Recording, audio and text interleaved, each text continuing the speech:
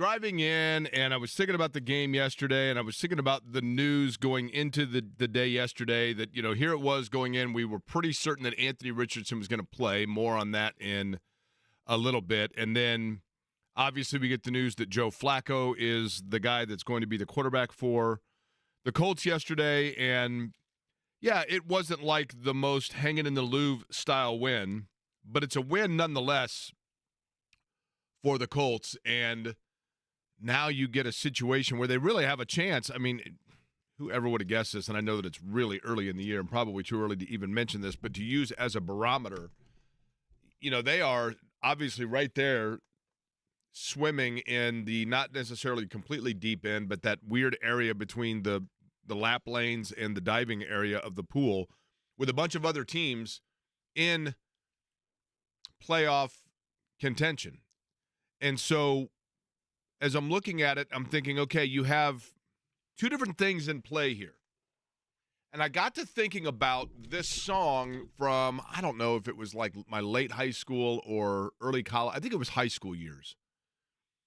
But the song, I'm going to play it for, now this song is great, and it's called Heart and Soul, and I'll play it in just a second. But the thing that's great about it is you hear it for like 100 times before you realize that what's happening is two things at once. Now, Eddie, go ahead and play this song. This is Heart and Soul by I think T-Pow is the name of the artist or something along those lines.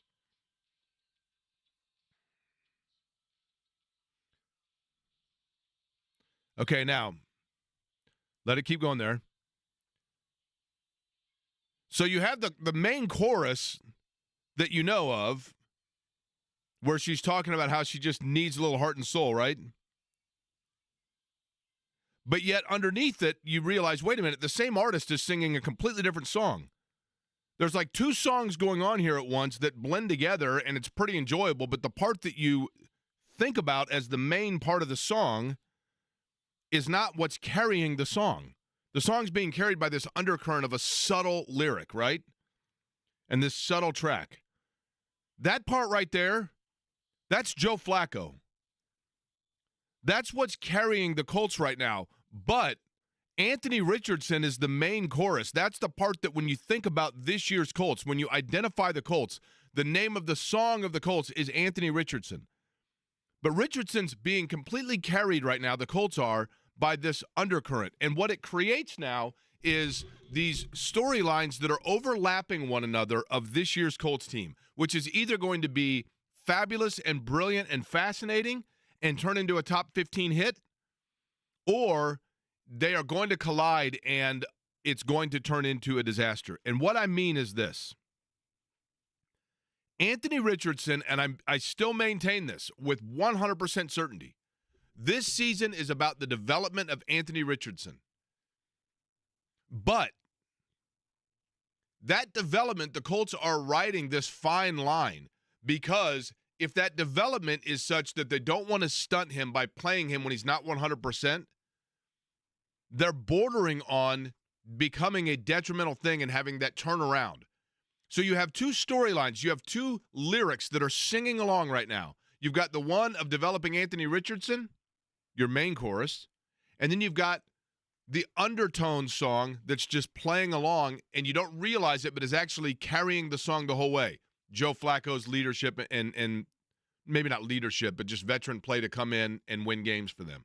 Was he outstanding yesterday? Maybe not, but they won. Now, with the Richardson situation, the two storylines are this. Is it the fact that the Colts yesterday determined that Anthony Richardson, from a physical standpoint, was not able to play, and that his style of play, they were running the risk of setting him back further by putting him out there? Or deep down, even though they've been telling us all along that they know that it's about Anthony Richardson, did they feel deep down like it was a game they needed to make sure they didn't lose, and as a result of that, they had a better chance of winning by putting out Joe Flacco? I don't think it's the latter. I'm fairly certain it's the former, which leads to another problem. And this is the problem that I had overall. Anthony Richardson didn't play yesterday, let's say hypothetically, because the Colts simply said He was not healthy enough to play in yesterday's game. He was healthy enough to practice. He was healthy enough to have his reps increase over the weekend practice. And yet when it came down to it, they're like, you know what, we have a guy that can still win us a game, so let's go with him instead of Anthony Richardson. Fine. But at some point, they've got to remove the kid gloves for this guy. At some point, they got to quit babying him. Only the Colts know just how injured he is, but if he was healthy enough to go through the weekend practice, and then all of a sudden you pull him out, are you pulling him out because you are helping him, or are you pulling out because you're helping yourselves for this year's team? Because they're two totally different lyrics, two totally different song riffs that are happening there. And if, in fact, they were saying we're doing this because we just don't think he's 100% yet, that's life in the NFL. 99.9% of all quarterbacks in the National Football League play one game a year 100% healthy. One, the first one. That's it. And you have to learn how to play through those things. You have to learn how to overcome those adversities. You have to learn how to win when you're not at 100%. And no time is he going to learn it than if he's out there being forced to play through it. And I'm not trying to sound like 1950s bike short wearing macho machismo back in my day coach. I'm just saying the reality is that, yes, I would love nothing more than for Anthony Richardson to go out and only play in absolutely perfect conditions. It's 72 degrees. It's sunny. There's a slight breeze. There's no chance of precipitation. The field is perfectly cut, and the other team has 3 starters out, and he feels good, so he's going to play today. But there's a chance of there's rain in Salina, Kansas, and a slight breeze, and we don't want to affect him, so we're not going to roll him out there. You can't do it that way.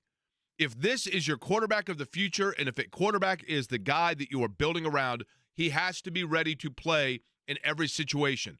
And if he's not ready to play in every situation, there's no better way for him to learn how to do so than by having him go through it. That's point number one. Point number two is at some point this year, maybe we're there now, maybe it takes 10 games, I don't know. But Jimmy, the reality is, in my opinion, while I totally understand, and I think most of the locker room tangibly understands that this season is about the development of Anthony Richardson, and I'm not going to waver from that thought process by the Colts, not by me, that the Colts have that thought process of this year, they've got to find out who Anthony Richardson is, okay? If that's the case, the more that Joe Flacco goes out and plays at a level that at the very least is more consistent to what Anthony Richardson does from play to play, and they win games with him, do you run the risk of losing the locker room of veterans who are like, look, I'm here to win now. I'm not here for the 26 season. I'm not here for the 25 season. I'm here for now. And I want to know which player gives us the best chance to win now. I'm not here for projects. At some point, they're going to face that situation. But it's where they are now. They get the win, and now they get Miami coming in, and we know that Tua's not going to play. So they've got a really good chance to put themselves in good position to get some footing here and still stay within 2.5, essentially, of Houston within the division. I mean, this was a game you absolutely had to have. And next week's game you absolutely have to have. We mentioned that last week. You got to have every one of them in the NFL, though, right? You do, but you lose these two, it's over. You're not like they're going maybe 2-3 over the 5-game stretch they have in front of them if I'm just mapping it out. You never know in the National Football League, but if you lose your footing against Tennessee, which they almost did, but they did not, they avoided disaster, and you take care of business against a Tua-less Miami, who looks like they can't function on offense whatsoever, even though they are off a bye week, then you're in good spot. At least you give yourself hope, give yourself a chance if you're entertaining the idea of a playoff spot. In regards to the veterans on this roster, and I say this again, not as a Colts fan, as just a lover of football, and as a guy who enjoys seeing competitive games and following storylines for championship hopes. If you're a veteran that is not on board anymore with the plan the Colts currently have in place as a franchise, which is the development of Anthony Richardson this season, figuring out what he is, and if winning happens along the way, great. But if you're upset with that, and you're a veteran that wants to cause trouble or wants to voice those concerns, the trade deadline's in a couple weeks. Well, I'm not saying that any of them are going to do hold that. on. I would recommend that you go trade. Sorry. I would recommend you go request a trade to a contender because that's not what this team is. There might be some veterans on this team that feel like they're that. They're not. They are fighting for 2 playoff spots, the bottom of the AFC, 6 and 7. That's all you're looking for here. I don't see a world where they catch Houston, barring injury. That's it. You're fighting for those 2 spots with the Chargers, the Jets, the Bengals, who I'm still fully on board with. They're 2-4 now. Most models give them about a 40% chance to make the postseason. That's 4 points better than the Colts if you're getting really in the analytical weeds. This is not a contender. So if you're a veteran, like, for example, I haven't heard this. I'm not assuming that's what's happening. But if you're DeForest Buckner or if you were Michael Pittman Jr. and you're disgruntled, again, none of them have said that. I'm not implying they have. I'm just using 2 examples of players that are at a point in their career where they might like to contend for championships. Trade deadline's in a couple weeks. Chris Ballard will be looking to still build around a young roster. Go get yourself on a contender. So you do the Stephon Gilmore route. Yeah. If you get complaints, yes, that's what I would do. But what I'm saying is this, is strictly this. We should be on a Monday giving credit to the Colts and saying, good win for the Colts, kudos. And, you know, here they are. They're a 7 seed right now as it stands. What and a great catch by Pittman Jr. Great and play from Michael everything. Pittman Jr., Yep. you know, and a huge performance and huge guts and a huge pair. And Josh Downs was outstanding yesterday, no question about it. Alec Pierce continues to show that he can get behind defenses, even though Flacco missed him on one. Like, this has been a great year for Alec Pierce all the way around. Totally. He's finally, like, I mean, he didn't have a catch, role. but yes. I mean, Yes. he still open. serves Yes. in the PI purpose, et cetera. Now, yes. but what's interesting is, like yesterday when I asked the question, I asked this right coming off a win, the high of a Colts victory, okay? Summarize in 3 words or less your thoughts on the Colts through 6 games, coming right off of a win. Usually wins create euphoria, right? And people are like, oh, man, like, you know, awesome, gutsy performance. That would be one, right? Yeah. Stick with Joe. That would be one. You know, veteran. Here are some of the responses I got. Poor roster management. Win but ugly. Sloppy as hell. Defense needs work. Still fire Gus. Treading water. Hanging on.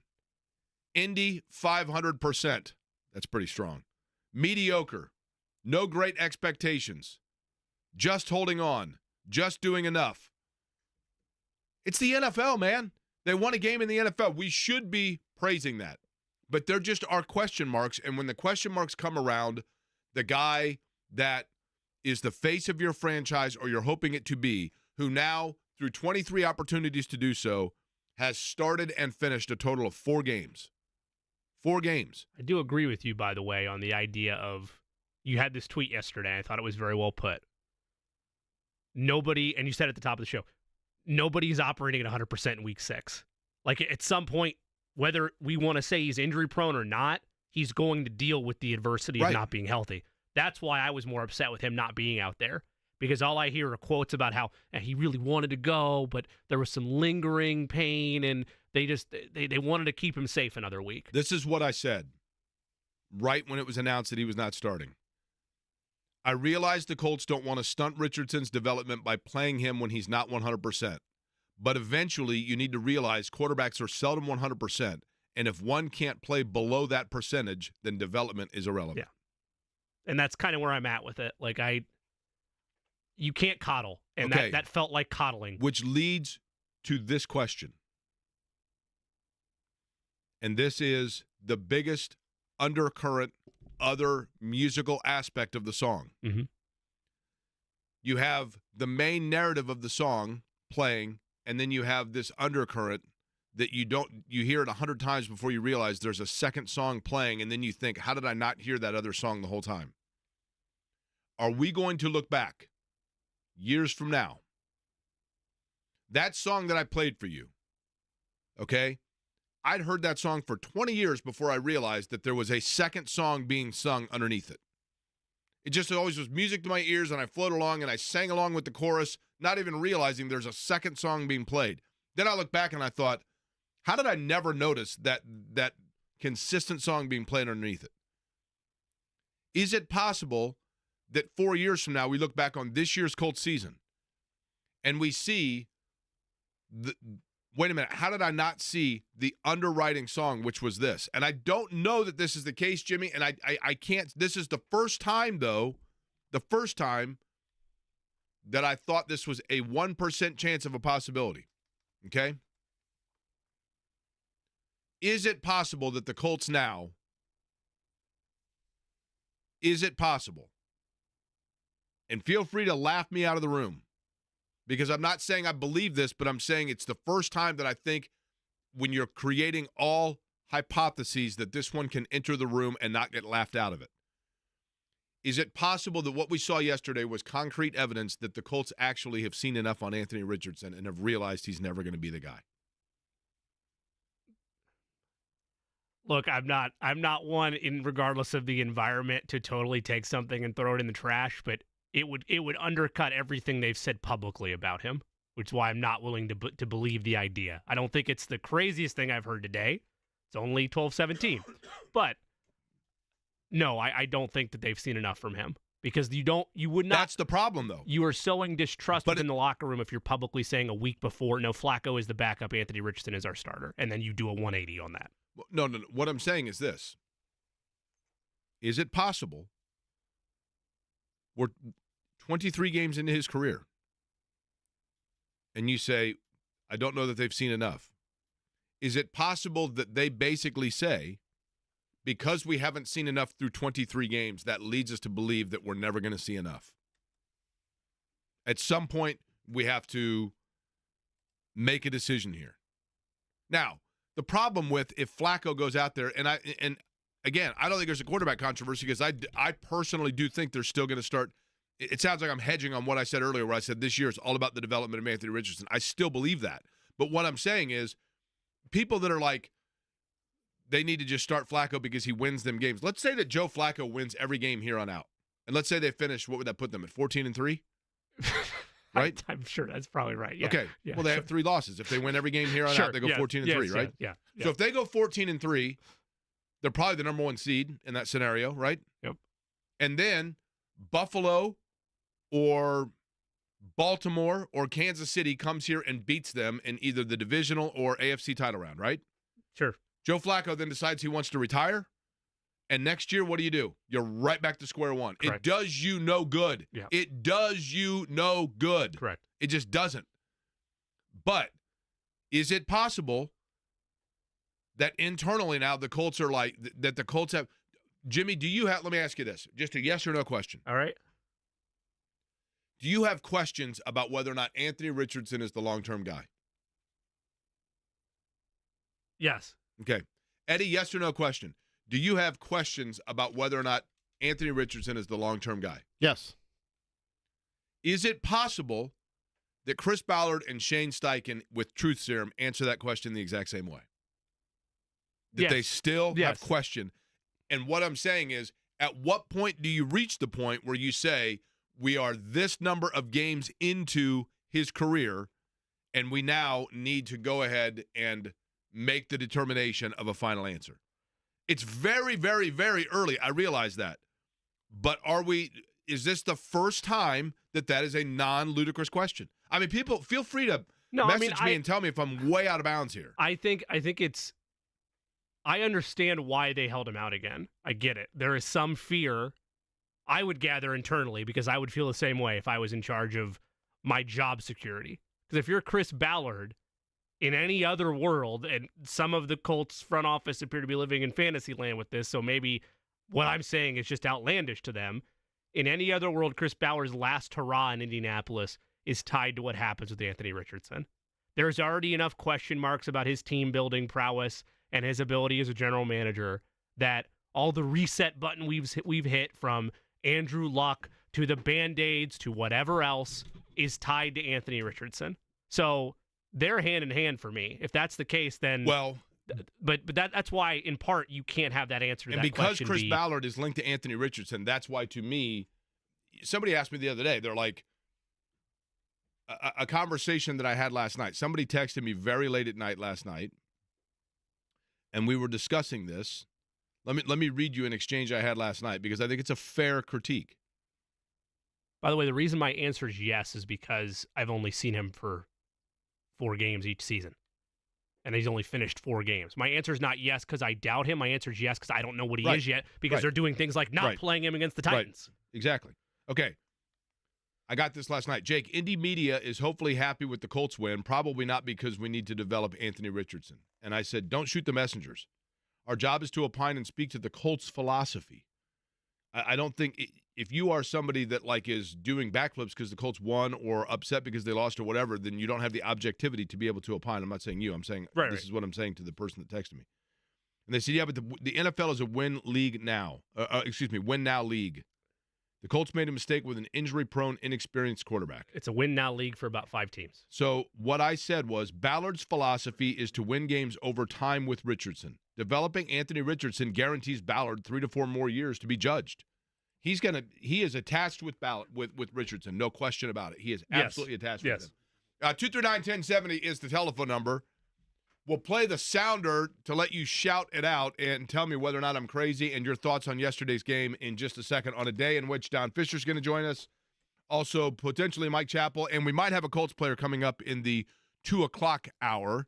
So we'll let you know. As of right now, tentatively, Nick Cross is scheduled to join us just about 2 hours from right now. Want to let you know, but from now until the end of the year, anybody with a monthly car wash program can save $20 off a signature service oil change and get a free tire rotation at Jiffy Lube. You go in, you get into the bay, you point to the Jiffy Lube team member to your car and say, look, I got the sticker right there for the car wash program because I care about the outside of my car. And they're going to say, well, we care about the inside of your car under the hood. So we're going to give you $20 off on your oil change and a free tire rotation as well. That's right, a free tire rotation as well. Big savings from your trusted one-stop shop for all vehicle maintenance where you never need, I should say, an appointment. You need just pull in and point to that sticker. All right, your thoughts on the Colts on the other side, 239-1070 on a loaded Colts win, but a lot to discuss Monday here on Query & Company.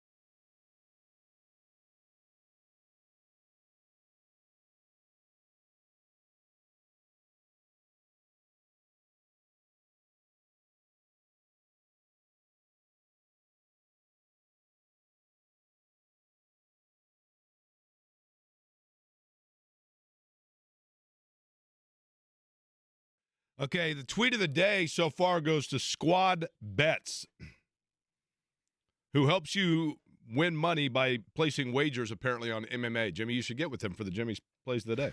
I'll do that. He says, Jake, your Anthony Richardson takes are terrible this morning. Duh. We still have questions, moron. He hasn't played enough. We knew he was a project, so because of a few injuries, losers just decide he's trash. You're way out of bounds here. STFU.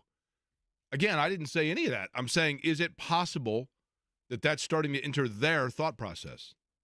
I've said all along, squad bets, that this year is about Anthony Richardson and his development, 100%, and that you have to see what he is. Now, I will say that part of that process, in my opinion, is you have to get him to play through when he's less than 100%. You can't baby him all the way through. And only they know, admittedly, what the level of injury was, but he was trending towards playing, and then there was something that happened at the 11th hour where they decided that he was not ready to play in the game itself. And what I'm saying is, unless they felt like it would further injure him to play, or that he was not 100%, the latter of which quarterbacks have to play through. The first of which only they know, and maybe that's the case. But is that then troublesome because there have been a number of different injuries where, being to that point, he hasn't played enough. That's correct. He hasn't played enough because these are issues that pop up. Does that give you pause for concern or cause for concern? Martin joins us at 239-1070. We got Eddie, the official sounder for the call-ins here. That's right. That's what we want you to do. Let it all out, baby. Martin, go ahead. Lead us off.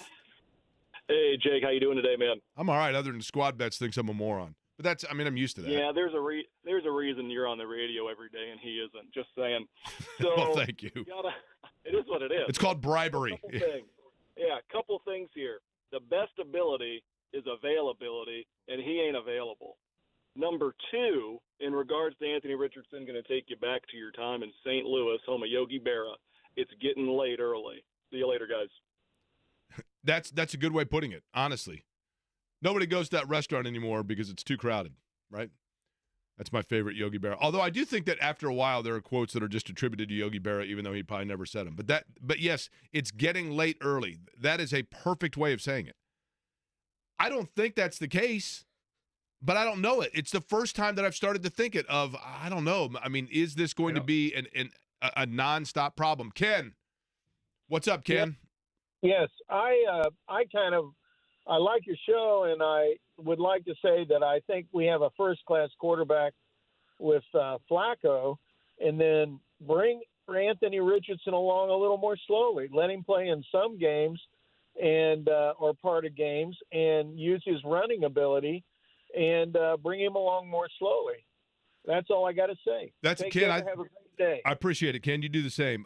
Listen. That's not Jimmy. I like them. What's interesting is this. And Ken raises an interesting point. Who would you say right now, Jimmy? I want you to just mention names off the top of your head. Give me, in your opinion, the top 5 quarterbacks in the National Football League. Patrick Mahomes, okay, Lamar Jackson, okay, Joe Burrow, C.J. Stroud, Josh Allen. Okay. Obviously, Mahomes sat and watched, right? And I can't remember. Was Lamar handed the keys right away? No. Flacco was the starter there. Okay. Mahomes was for one season. Richardson's already done that. Playing this game. Just for the record, he already did that last year. Understood. Stroud, Allen was worked in slowly, was he not? I believe he. No, maybe. I thought he was. I mean, it was by rookie year, but I think like they blended him in slowly in the rookie year. My point being, we have gotten away from that a little bit. You know, I saw Peyton Manning had an interesting comment the other day where he was talking about young quarterbacks, and he said, look, my rookie year I was terrible, but I had to go back out there and just keep playing. And that's Manning, and I get that, but Manning is also a little bit different because he had been around the spotlight since the time that he had microphones in his face when he was 4 years old.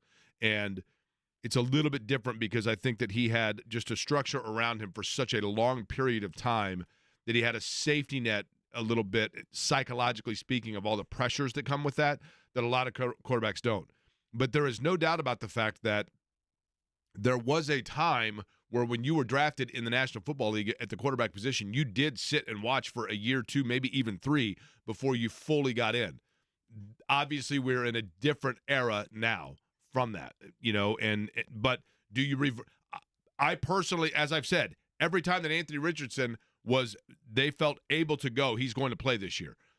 But I don't dismiss the point of should they explore that. I don't think they will. I find it insulting, the idea of utilizing him. I don't remember. I apologize. I don't know the last caller's name. Ken. I don't agree. I don't disagree with the premise of sitting. I totally find it reprehensible, the idea of using him as Taysom Hill. And he's a running quarterback in certain situations. It's not why you drafted him. All those quarterbacks you talked about had a ton of college experience, too. And Richardson hasn't had that, so he needs to play. Everything you're hearing out of the building is not he needs to learn and sit behind a veteran more. It's he needs repetition to figure out life in the NFL. And also, he did that last year. Blake. What's going on, Blake? Hey, thanks for having me on, man. Big fan. So I don't want to be Mr. Pessimistic, but I think AR has proven one thing, and the one thing is that he can't stay healthy. So worst case scenario, if he gets injured again, what do the Colts do this offseason? Thanks, man.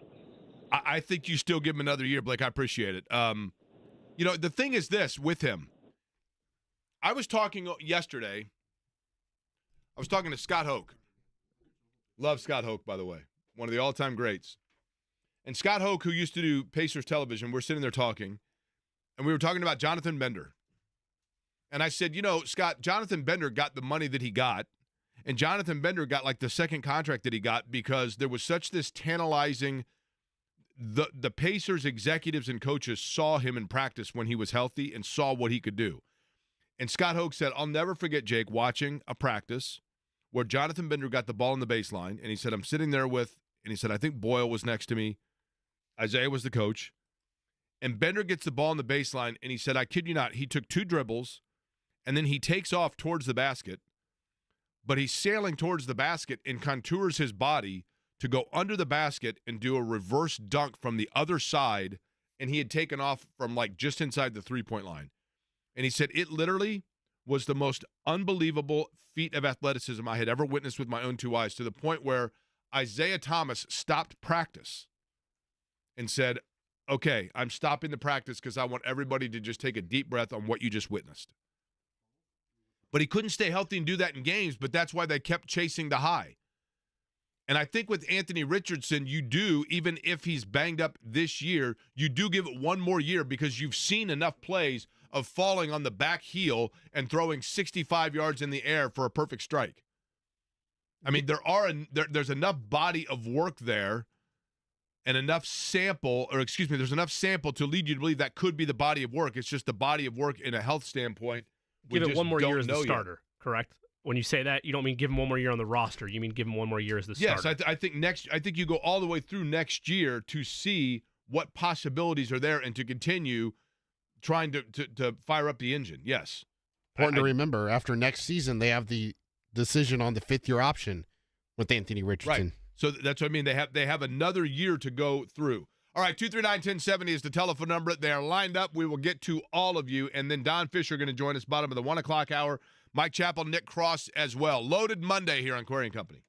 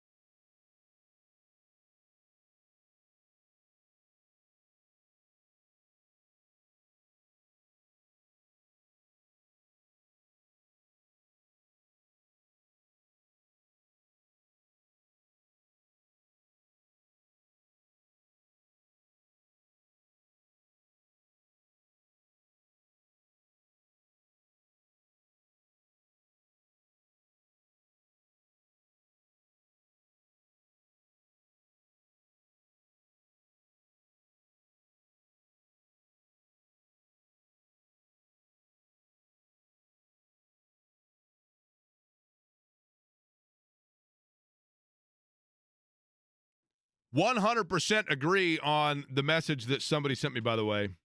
100% agree. I said this to somebody last night. My buddy Michael Ware sent me a text, and my cousin Van both texted me about the Colts, and I'm like, you know what? I like Goodson. I thought Goodson yesterday played well, and I think that he brings more out of the backfield than does Trey Sermon. I mean, obviously, you know, if he's available, Jonathan Taylor's your guy. But I just like the ability that Goodson shows out of the backfield. All right, 239-1070, the telephone number. Your chance to voice your thoughts on the Colts. We'll go to Paul. Paul, what's up? Jake, why you do that to me, brother? Why you do that to me? This is Paul, the director of giddiness, but you sound non-giddy. No, I'm giddy. I'm at the gym right now working out. Oh, are you getting shredded? I'm already shredded, Jake. I'm just maintaining. All right. But no, that was actually going to be one of my points. Was I don't understand why Trey Sermon is in there as a running back. He's slow to the hole, and there's no explosiveness at all with him. As soon as he gets the ball, he's hit in the backfield, and I don't understand why Tyler Goodson isn't getting more run at the running back position. And also, with these people that's calling for Joe Flacco to start over Anthony Richardson, are they crazy? Yes, Joe Flacco has some moments, but that's no different than Anthony Richardson his first few games. He's had moments, and then he's had moments that weren't so good. And Joe Flacco is 39 years old. I mean, how many deep passes did he miss yesterday when the receivers were running wide open? My only thing was, Paul, here's my only thing, and I agree with all that. My only question is this, and that is, we don't know the level and with, you know, clearly Anthony Richardson's injury going into yesterday was worse over the course of the week than we were led to believe it was. But if the reason that he was not put on the field is because he was not 100%, then to me that's not a good enough reason to not throw him out there. There has to be more to that, right? And I just hope that more to that is not the Colts saying we feel Joe Flacco gives us a better chance to win, because this year needs to be about the better chance to develop Anthony Richardson. I agree with that. And then two more things. One thing is without Anthony Richardson, those running lanes are closed, and I mean closed completely. There's nothing open, and that 131-yard run with Tyler Goodson yesterday, I mean, he got through the line, and then he shifted and made his own way. The running lanes are closed, and then the last thing is on the defense. If we can't get pressure on the quarterback by even sending a blitz, then it's time for the coach to start making some changes as far as the personnel goes, because there's no reason why you send in 6 and can't get to the quarterback at all. Hey, Paul, are you near a weight machine right now, just out of curiosity? Yes, I am. Can you do me a favor? Is there a guy working on a machine near you? There's a few people working near me. Can you walk over to one of them real quick and just say this to him? I want to hear you say this to him. Say, "Excuse me, can I work in? Because I'm about to get shredded." Can you just walk over and say that to somebody and see what they say? Jake, that's kind of hard when I'm the most shredded one. How about this? Hey, how about this? Listen, I'm hoping you let me work in because I'm about to get more shredded. Can you go over there and say that to them? Yeah, sure. Okay, here we go. Go ahead, Paul. Let me hear you say it. All right, hold on. Okay. Hey, man, I'm hoping you'll let me work in because I'm trying to get a little more shredded. I got you. I'm joking, my man. All right, Paul. The director is shared giddiness. That's Paul. All right, let's go to JJ. JJ, what's up? Man, that was crazy. Are you working out, JJ? I'm just driving the roads, my man. Oh, are you in a truck by chance? I am. I'm in the truck. Give us a blare if you could, real quick. Just a quick horn blare. Oh, it's not that type of blare. It's a PTO hydraulic truck. Oh, okay. Take stuff so that people can lift, crush, and pull. All right. Well, if you need anything heavy lifted, you just call Paul. He's getting shredded right now. All right. What's on your mind? Hey, I got 3 comments as far as the three-word phrases, and then I got a couple questions for Jimmy. You guys already hit on the whole Ken did and you guys did that. Gone are the days of just having that quarterback come in and watch a little bit. But now I am to the point where, he shows some signs of where he's really kind of improving. And as anybody, he's going to have lapses where he goes back to his old ways. So, I kind of agree that he probably needs to play if he's ready to go. So let's call it not 100%, call it fully injured, or call a bench a bench. Bench, he's been benched. It's okay to call it that. Secondly, on these three phrases, one, he's not ready. Two, linebackers are soft. Three, D-backs need help. I'm getting in trouble for that, and I love my coach. And, all right, what's your question for Jimmy, JJ? Two questions. Jimmy, what are those 5 win-now teams? And I'm trying to think of the second question I have for you. Oh, no. It had to do with him and his experience. But I think Eddie pointed out that his experience, it's not like the rest of these quarterbacks that did sit back and watch. They had a lot more college experience, everything like that. So, if they had to start all over, that's how they should have done it. But he's already in the flex right now. It's that's true. Him to go. Look. That is true. Once you get him going, like it's headed downhill, you got to roll with it, right? You got to go with it. Now, what were your Jimmy? What were your teams of? If I'm going off of my 5 win now teams, Kansas City, Houston, Baltimore, San Francisco, and Detroit. And in hindsight, because I still believe in them, I should have included Cincinnati in that list. So I guess it's 6. But there's not. It is a short list of teams that are truly in win now mode, and there might be teams that look like potential Super Bowl contenders that I just don't believe in. I don't believe in Atlanta. You want a prediction, by the way? Sure, go ahead. This is, and I'm not hoping for this in any way, shape, or form. I do not want to be misunderstood or misinterpreted. Let me rephrase that. Why a caveat? I don't want to be Well, you'll hear why, because I'm not pulling for this at all. Sure. I'm going to predict that this week we hear that Joe Burrow has gone into the concussion protocol. Why? Did you watch the game last night? I did. He went through the protocol, got cleared. Understood? I mean, there was more scrutiny for how Buffalo treated Josh Allen last week. Yeah, I agree with that. Late in the game, I think it was in their penultimate series, Joe Burrow was, when he hit, the first thing he did is he grabbed the back of his head. He said after the game that he got the wind knocked out of him. I get all that. Okay, fine. I mean, I think he plays on Sunday. I don't know if you're saying he gets reevaluated. Let me finish. The first thing he did is he grabbed the back of his head. He looked, I thought, dazed. And I'll bet you, if you look, I will bet you that 60% or more concussions that are diagnosed over the course of the week, the symptoms did not come on until like 12 hours after the fact. I mean, I don't have a way to back that number up, but I'm just telling you.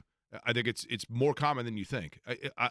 I was stunned, to be honest with you, that they. So you're saying he's going to re-enter then? He'll re-enter because he got his test in he went over to the blue tent right right there, and then they put him back out for one last drive. But it would not surprise me at all. It would not surprise me if during the course of this week, if we find out that they are reevaluating that. Do you think he plays on Sunday? Oh, yeah. I mean, I'm not saying that he's going to be out. Okay. I'm just saying I'll bet you we haven't heard the last of that hit is all I'm saying. Well, I would hope you're right in that regard then. That's all I'm saying. Because safety should be I would bet you that we have not heard the last of that hit where he was just simply dinged up yesterday. Tony, what's up? Hey, Tony. What's up, Tony? Just driving. I-70 West, I can almost smell the stench coming from Arrowhead Stadium right now. Beautiful. Where are you on 70 West? I am I-70 West. Nice. I'm in just outside of Kingdom City. Okay. So you are way west. Yeah, okay. That's cool. Oh, yeah. Hold on a second. Big boy truck. Yes. There you go. Love that. All right. What's on your mind, Tony? Well, a couple things. Number one, Trey Sermon, did he forget that he played for the Colts and he wasn't playing against the Colts? There's not going to be any holes. So, okay. Anyway, that was number one. All right. Number two, is Anthony Richardson, and I'll leave it at this, is he our Ryan Leaf? That's all I needed to ask. I would say no, and I'll tell you why. Because in Ryan Leaf's case, there was a very, obviously he went after Manning, right? But had you taken Ryan Leaf, you would have been sacrificing taking Peyton Manning. In Richardson's case, it's not like they passed on somebody else. They got the last pick of that.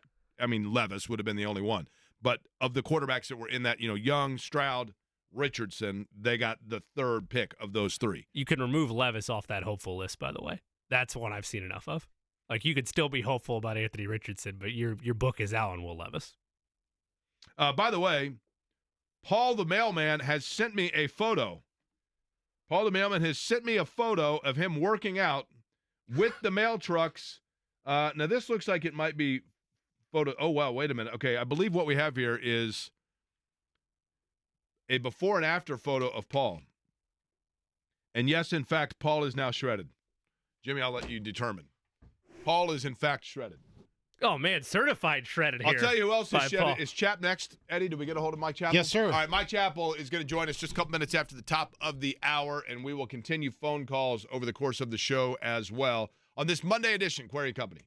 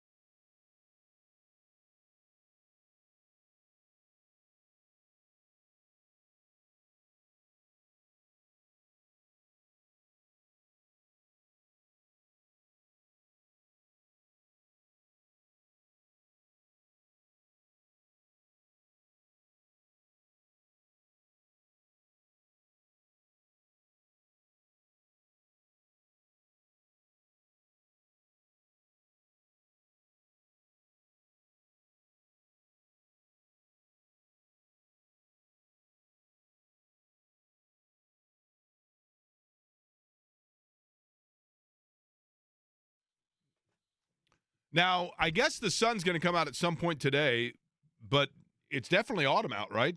But then it's supposed to get back to sunny again at the end of the week and warm, right? Like when I go to West Lafayette Friday night to see Purdue shock the world by beating number 2 Oregon, it's going to be like in the 60s, right? You're getting a picture with the duck too, though, right? I mean, that's important. Are you kidding me? It's important for the show. At least important for me. I can't speak for Eddie, but I need to see the duck. Must. Did you watch the Oregon-Ohio State game? I did. Did you see people are giving Oregon credit saying that they intentionally sent 12 men on the field in order to get a penalty that but here's the thing. If Ohio State had come up with a 40-yard play on that, wouldn't they just have declined the penalty, or does it automatically negate the play? They would have declined the penalty.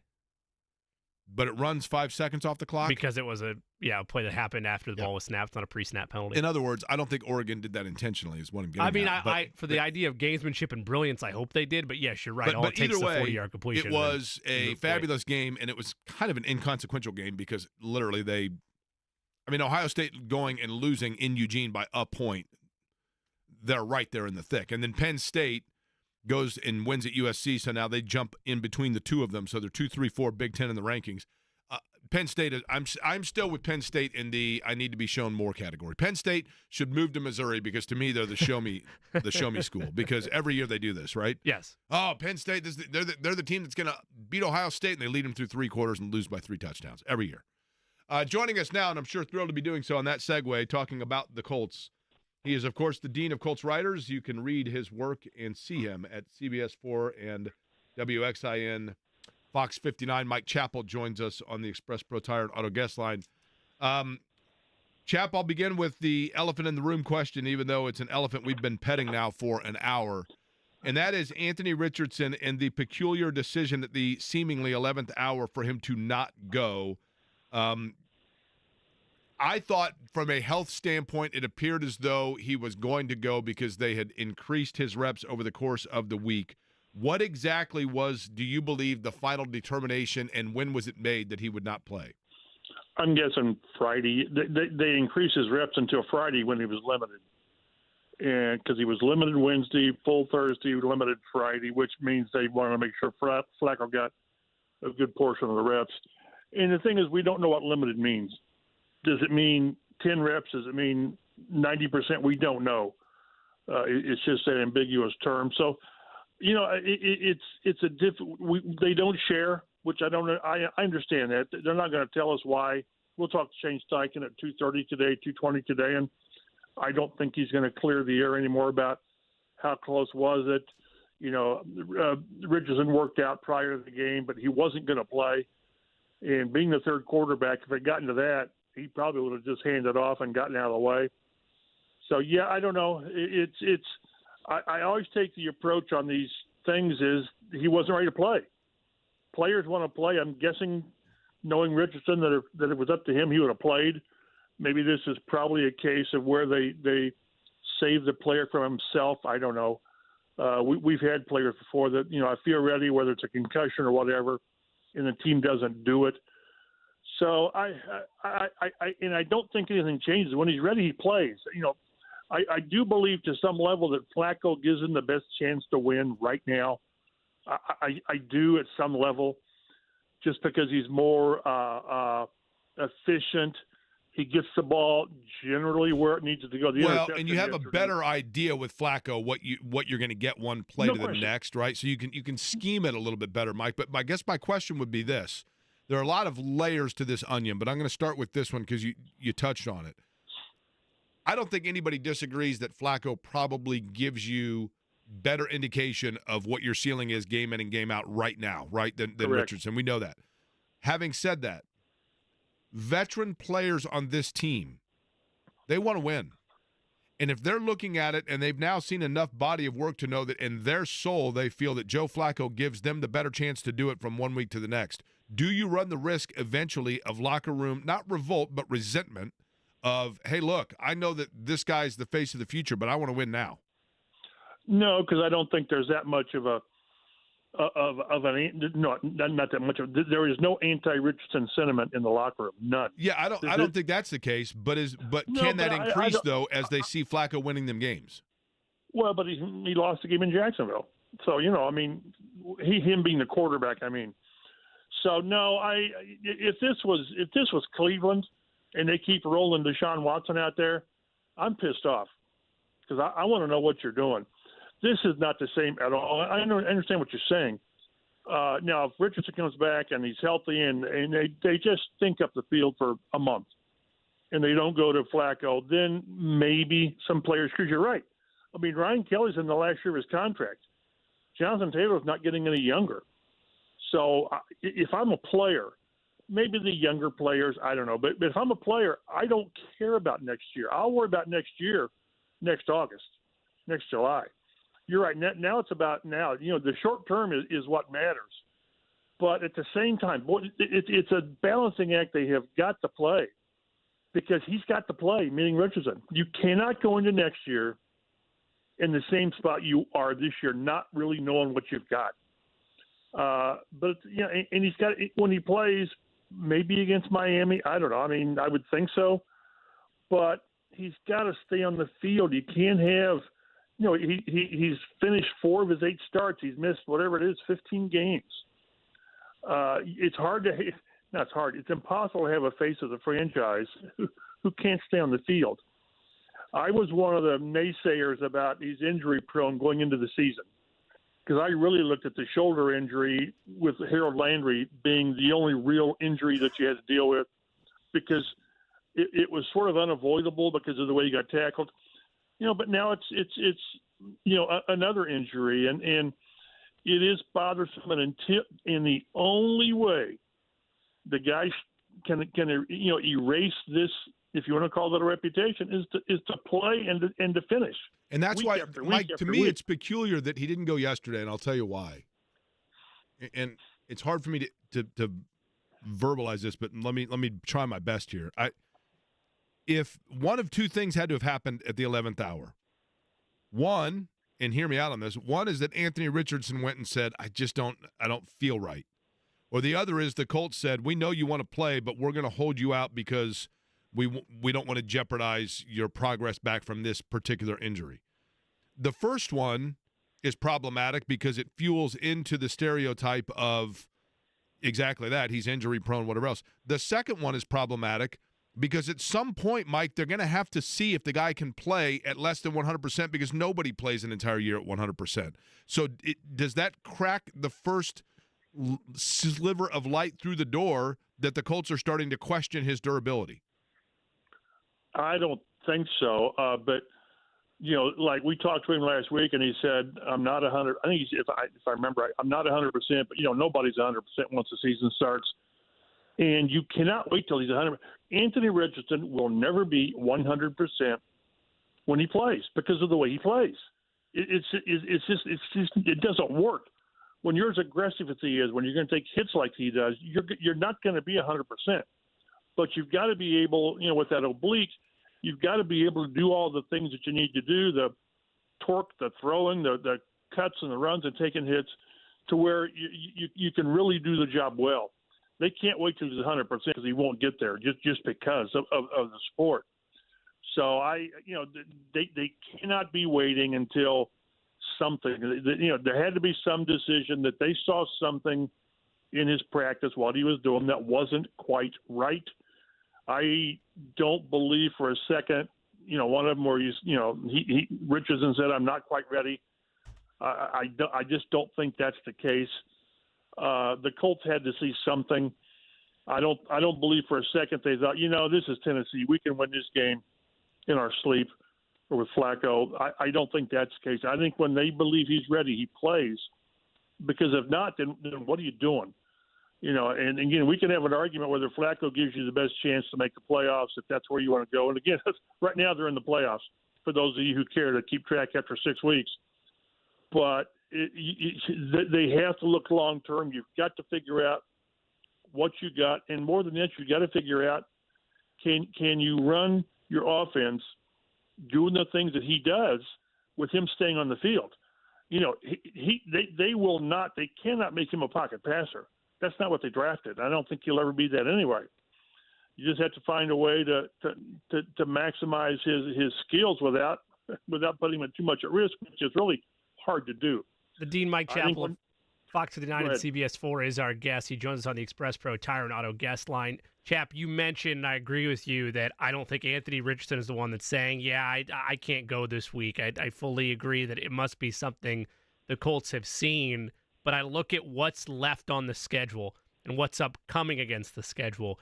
And Tennessee, look, I'll be honest, I viewed them kind of as a pushover game. I figured that that'd be a good opportunity to reignite Anthony Richardson and reacclimate him to life in the NFL. I think this week against Miami is paramount when you look at what is upcoming. Minnesota, Buffalo, Houston, not in that order, but you get my point. The Jets to follow, and then the Lions after that. Houston. I want to introduce him and reacclimate him to life in as best way as possible. That's what I thought Tennessee was going to do. That's what I think Miami is going to do. If they hold him out again against Miami this weekend and there's no reports of re-injury, I hate to say this, but at what point are they walking a line of they're coddling him? That would be so. That's something they can't do. Again, this is who he is. You drafted him. You know what he is. And like I say, they just I default to the fact they had to see something in practice that just wasn't right. You can't coddle the guy. This is, he's 6'4", 250. I mean, this is what he is. You didn't draft a Peyton Manning like pocket passer. So coddling, boy, and that's such a bad word. No, I know. But I know what you're saying. But that's in that soft category. In what sort of, and you can't compare injuries. You simply can't. Mike, you got Michael Pittman out there playing with the back injury. But here's the thing: it would have the only thing to me, and you tell me if I'm being too critical here, Mike Chappell. Okay, to me, whatever injury or whatever assessment they made of Anthony Richardson on Friday, the only thing in his development, the only thing that would have been a legitimate reason to hold him out, in my opinion, is if they determined that whatever is bothering him could have been worsened by him playing. If Correct. it's something he had to play through, he's got to play through it, because eventually you got to pull up the bootstraps and learn that in the National Football League.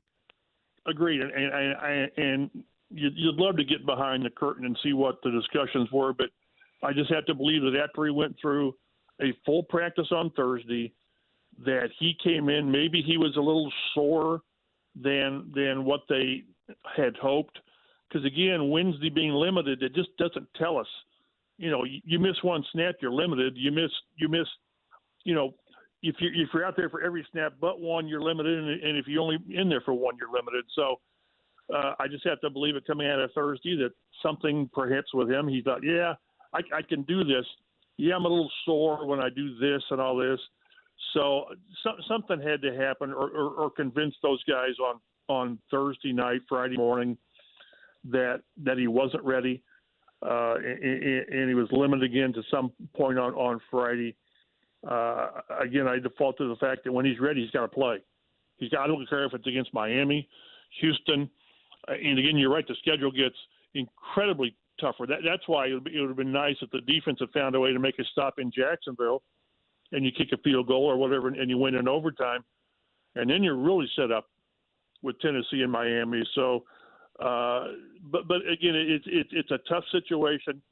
You just have to play when he's ready, and I have to believe that he said, "I'm ready to go." Yeah, I'm sore, but I'm ready to go. And the team makes the call. The team has the final say, which, like I said, was kind of, I thought, strange that then Michael Pittman's out there with the back injury, and I didn't go to the game, but he told reporters after the game that even IR still is on the table as an option down the road, depending on how the back operates. So different players, different injuries, obviously, and you handle it different ways. And Michael Pittman's a guy that you'd have to see bones sticking out for him not to play. That is how he's wired. Whatever his deficiencies are as a player, and there aren't a lot of them, he is as tough as there is. And that's what kind of, not infects, but it's contagious with the roster, that people say, well, Pitt can play, I can play. And I think there's something to that. Richardson's just different. The team, I'm convinced the team held him out. It was their decision. And I don't know that we get clarity this week.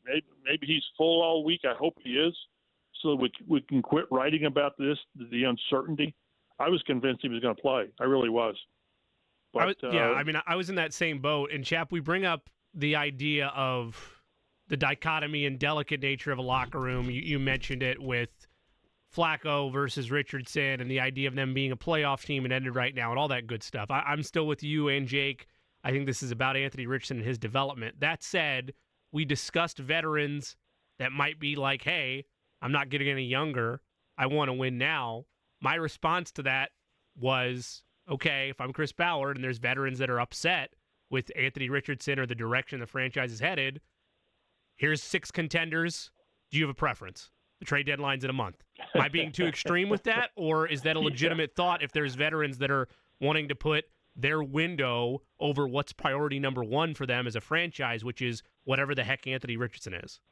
I don't think that would be the case. I'm not sure how many players in that locker room have the juice to go to Ballard, juice or onions to go to Ballard and say, I don't like the way you guys are dilly-dallying with this quarterback. Get me out of here. I want to go to. It might be. Look, I don't know these guys like you do, because you're in the locker room, but and I don't think he would based on everything I've read and heard about him. But let's say a guy like DeForest Buckner was like, hey, I'm not getting any younger. Is that something that, if a guy like that used his voice in that way, does that impact anything in that locker room for the Colts? Yeah, but he's bought into this, right? What the Colts are doing, because he signed the extension. Correct. Now, to be clear, I just used him as an example as a veteran, right? Like you mentioned Jonathan Taylor, Michael Pittman Jr. would be in that same boat. It's an area where, for me, if there's veterans that are upset. Ryan Kelly, sure. The guys that have the shorter windows of their career. Correct. Yeah, that is the absolute extreme situation. And I, off the top of my head, I can't think of anybody in that locker room that would do that would think that what they're doing is so asinine, taking the short term and we'll worry about next year with Richardson. We think Flacco gives us the best chance. I think there have been some times in that locker room that with quarterbacks that there's been maybe some murmuring, and I'm talking a few years ago, but boy, not now. I just don't see that, and I'm racking my brain to think of a player that would put himself that much above what they're doing because he was so at odds with what they're doing. Like I say, the only thing I could think of, and it would be past a trade deadline, would be, again, Richardson comes back and he's just awful. Yet they stick with Deshaun Watson. Okay. And they stick with him because they need to see the development. Chap, then you might have some people complaining. Last thing, I've got a couple of questions about non-quarterback questions, believe it or not, with Mike Chappell of CBS 4 and Fox 59, who joins us on the Express Pro Tire and Auto Guest line. But to put it the most simply, Chap, is there any chance that yesterday the Colts decided to start Joe Flacco not because of Anthony Richardson's health, but rather because they felt it gave them the better opportunity to win, and the health of Anthony Richardson was the scapegoat? With the information I've got, I'd say no. Okay. They have to believe that when the guy's ready, when they believe he's ready, he's got to play. Now, at the running back position, Mike, one of the I guess we should, they did win, right? So there are positives to talk about. I thought with no Jonathan Taylor out there, and I know that that's your perfect scenario, but I'll be honest, I thought Goodson outplayed Trey Sermon yesterday and gave real definitive evidence that he is somebody that when in the games where Jonathan Taylor's not available, that he should be the primary back. You agree or disagree? Oh, I don't know that there's a lot of difference between the two guys. Goodson had 51 yards on 8 carries, 33 on 1. So do the math, that's 7 for 18 without the big run. So, and then Sermon was 18 for 29. I just don't – I think they're interchangeable. What about receiving-wise, though? Goodson's a better receiver. Then I go back to the 4th and 1 against Houston. No, I think that would be a debate you would have because you're just bored. I just don't know that there's that much of a difference between the two. The drop-off between these two guys and Taylor is enormous. One of my biggest beefs is they didn't go out and get a more reliable, proven backup running back because running backs miss time. Now, they need to get Taylor back out there. He keeps telling us that he's, I'm way better and this, that, and the other, yet he's not practicing. And that's one that, that he's their best player. He is their best offensive player, and they need him out there. But whether one of the guys, Goodson or Sermon, needs more reps or whatever, I don't think it matters really, because I think they're sort of the same guy, although Goodson is a better receiver, no question. And kudos to Gus Bradley, because the defense did play well yesterday, Mike, but not to like push back on Gus Bradley per se, but he's been under fire. How much of that is just because of the fact that Will Levis is not very good? I've never been a Will Levis fan, so yes. And then this coming week against Miami, they're even worse at quarterback. They scored like 30 points in the last 3 games. They scored like 40 points going back to the Buffalo game. So, yeah, these were 2 games set up for your defense to say, see, we're not that bad. Okay, that's fine. But then I think the next week they go with the Houston. So we'll see. Like you say, with this stretch coming up. So, but again, if you're going to play a team that's inferior offensively, then pound them. Then do it. And again, except for the one big run that Paulo got loose, where they played pretty well. They gifted them the 1 touchdown with Flacco's bad interception. So that was a really strong game by the defense. But they should have, and it should be more. It should be more dominant against Miami because of their situation on quarterback. But Tua not coming back this week. So, but it's good to see if you're faced with that situation, then go out and dominate, which is what they did. Mike Chappell, CBS 4 and WXIN Fox 59. Appreciate the time as always, Mike. Going to be interesting because after that Miami game, the waters definitely start running a little bit more furious for the Colts, and we shall see it. But we'll talk to you soon and continue to solve the world's problems each time we do. Always enjoy it. Be well, guys. All right, Mike Chappell on the Express Pro Tire and Auto Guest Line. Indiana is, by the way, coming off a bye. Hey, kudos to Purdue on the college side of things, because I think a lot of people thought, especially when they got down big and got down early to Illinois, that speaking of waters, that they were, all of a sudden the roof was going to cave in for them. And, it's disappointing because they need a signature win of some sort to kind of turn things in the right direction, and a loss is a loss, but nonetheless, pretty valiant effort against Illinois. What's that? 4 days from that happening. Yeah, I mean, the world's going to be stunned when Oregon comes in there. You needed that second half against Illinois to have yourself mentally ready. But I didn't want them to win because I want them to completely shock the world when I'm there against Oregon. But Indiana was off. Nebraska is next, and something that's going to be happening in Bloomington that we don't see a lot of. Don Fischer's not that, because we do see a lot of him, and we talk to him next, but we will let you know what that is as well.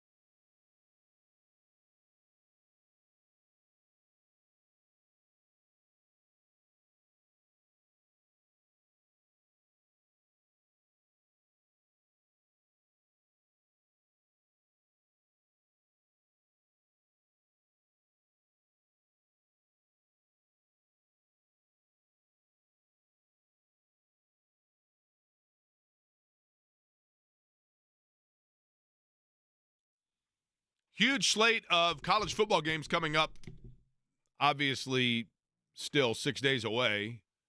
As I've mentioned, it starts with Purdue stunning the world and beating Oregon because Shannon and I are going to be there at Ross-Ade on Friday night. But then a number of big games on Saturday, including Alabama and Tennessee, Georgia and Texas, and a sellout in Bloomington as Indiana hosting Nebraska. And this, I think, and I mean this as no disrespect to the teams that Indiana who has played, nor to Indiana, but this is one where you look at it and you go, okay, this is a really good test for Indiana. And they've played good teams, but I think Nebraska is, probably the first one that you look at and you say if they played 10 times, maybe they go 5-5. But it only takes once. Joining us now on the Express Pro Tire and Auto Guest line, Don Fischer is the voice of the Indiana Hoosiers. And, Don, let's begin with this because I'm naive to this. Because it was a bye week for Indiana, how did they approach just in terms of, what does the team go through in terms of the weekend? Do the players get the weekend off? Do they still stay and take an extra couple days of practice? How does Curt Cignetti handle that situation? Well, based on what he said today in the press conference, Jake, he talked about the fact that they had 3 practices during the week. Obviously, one, I think, was utilized to get a lot of the younger guys or a lot of the guys that haven't gotten as many reps to get those guys more involved. The other 2 practices were obviously some of it was prepping for the Nebraska team that they're about to play. And I think over the weekend, they basically, the coaches went out on the road. They were recruiting, obviously looking at players from around the country and players that they're interested in recruiting. And I think that's how they went about it. I don't think I think the intensity of the practices was solid when they were on the field, but I don't think it was a difficult week for most of the players. And I think Curt Cignetti gave a lot of these guys an opportunity to heal up if they had some wounds of any kind and soft tissue injuries and those kinds of things, and then getting in the training room and those types of scenarios that took place with different players throughout the week. But I don't think it was a very difficult week for these players, but they did look at what Nebraska's been doing, and I know that they did some prep work for Nebraska coming up this weekend. And that was the other thing I was going to ask, Don, is the way that Curt Cignetti handles each week. When you are there and you're able to kind of see it, some coaches just say, look, we're going to perfect what we do, and then you come after us. And then others look at it, and they're master X's and O's tacticians of finding weaknesses of opponent and putting an alteration to attack what they think the other team presents as susceptible to them. Which seems to be, from your observation, the bigger approach of Curt Cignetti, or is it a blend? Oh, I definitely think it's a blend. He definitely prepared. He watches much film of the opponent and his own team, and then other opponents as well, other teams that he tries to get ideas from. He talked about that a little in the press conference today, in the sense that he looks at what else is going on in the country and looking at things that they might be able to implement, maybe perhaps that could play a role down the road, so to speak. So. But there's no question his prep and what he does with players, it's a blend type thing as far as what we talked about as far as the week was concerned. But there's nothing left to chance when it comes to Curt Cignetti and his football team. And I believe that if you're looking at him in one factor, or maybe only looking at one factor, that what you think he might be doing from a prep perspective, I think you're way off base, because I think he prepares for everything. Don, they've answered every challenge. So, in no way, shape, or form is this meant as a slight to what Indiana has done to this point, because they are unblemished. But I'm just fascinated by this, because it feels like, and maybe part of it's Nebraska and just the brand of Nebraska, but I think Nebraska's a pretty good football team. And I feel like it's intriguing because this is the biggest test thus far for Indiana, and I'm really curious to see how they respond to it, along with everything that goes into the hype to this point. Do you agree with that assessment? Well, I don't think there's any question that their schedule has been favorable, to say the least. Obviously, 4 home games and 2 road games. They've obviously had the opportunity. You're going to play 4 more home games, including this one coming up against Nebraska as the season finishes, but as the regular season finishes. But from my perspective, this will be the most difficult challenge that this team has faced. I think they're a really good defensive football team. I'm talking about Nebraska now. I think that is their strength. I think their quarterback, Raiola, is a young guy that, from an offensive perspective, I think he's done a really good job of managing the game and not making many mistakes. But I think the strength of their football team is on the defensive side of the ball. And I don't think there's any question that Indiana will have to play really good offensively in this ball game to be able to beat Nebraska. I think Nebraska won't make a lot of mistakes themselves, but their defense already has 7 interceptions on the season. That's 3 more than Indiana. I think they're one of the best teams in the country at rushing the quarterback. I think they've got 20 sacks. Well, Indiana's got 19, but again, it's against lesser competition. I think Nebraska's probably had the tougher schedule. So I think this is going to be a huge test for Indiana. The good news is they're going to have a packed house on hand to watch it, and I think this crowd's going to be electric for Indiana football. The voice of the Hoosiers and the Hall of Famer, Don Fischer, joins us on the Express Pro Tire and Auto guest line. Don, from a rankings conversation, I thought that the biggest surprise to me through the weekend was going to be the fact for the first time since 1960, Army and Navy are both represented in the AP poll. But then a nugget dropped today, and I just need you to answer this with the perspective of, had I said this a year ago, what your reaction would be. IU football at 16 is higher in the AP poll than IU basketball at 17. Your overall thoughts, and did I just not know that I actually went to a football school? Was I unaware of that during my 4 years there? Well, I would argue that you're probably correct in your assessment. However, after I'll be honest with you, Jimmy, I went down to, I think I told you guys this, I went to 10 of their 13 spring practices. I knew things were changing as soon as I was at the first one I went to, because I liked what I saw from this guy from a discipline perspective, from his preparation, from the organization that I saw. I thought all along that Indiana football was changing, and it was changing dramatically. And granted, again, the schedule at this point hasn't given them the kind of tests that would tell you that. But at the same time, I don't think there's any question that we've seen something special out of this football program that we haven't seen in years here.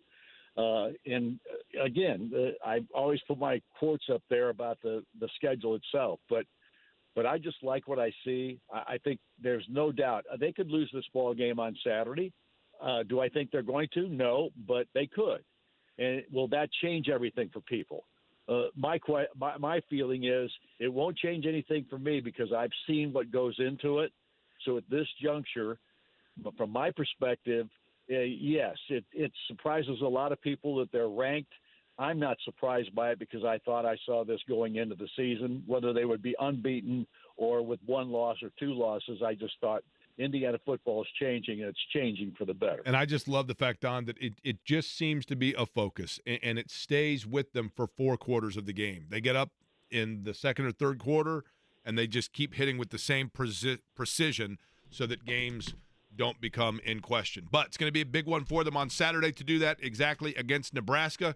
We look forward to hearing the broadcast and then talking to you about possibly – I don't want to put the cart before the horse, Don. So we're not going to say about the 7-0 Hoosiers, but just simply talking to you next week after the game against Nebraska. Enjoy it because it's going to be a lot of fun down there on Saturday.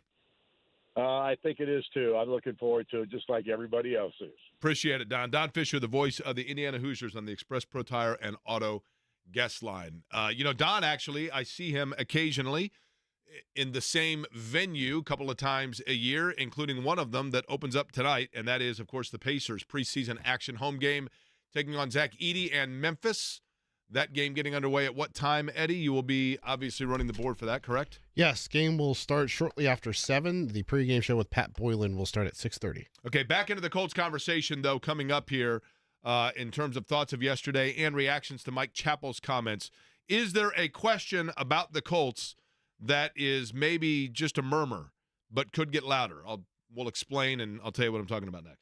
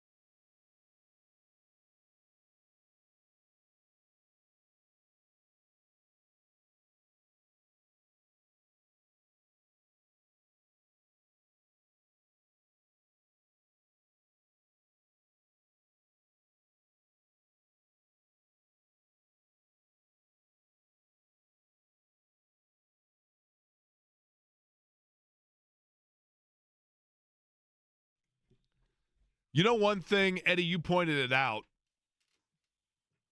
and I do think two areas where on this show I have had to hedge back a little bit. And I try to do that, and I'm not being cynical, I'm being serious.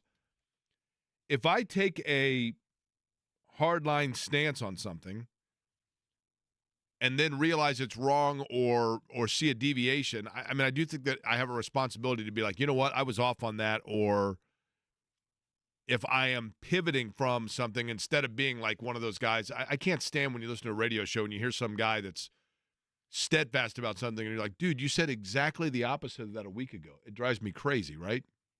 So with that, two areas of things where I took a definitive like line in the sand, and I still believe in one of them, but the other one where I'm like, okay, maybe it's a little more blurry. The first is I have been definitive that I believe. I'm not saying that I'm endorsing it, but I believe that the Colts see this season as a development year for Anthony Richardson to be able to, as often as they can, assess whether or not he is the quarterback that they believe that he can become, and that everything is going to be done to continue to grow him. And that this year, developing Anthony Richardson is a bigger priority to the Colts than trying to get to the Super Bowl in this season. If they do, that's wonderful.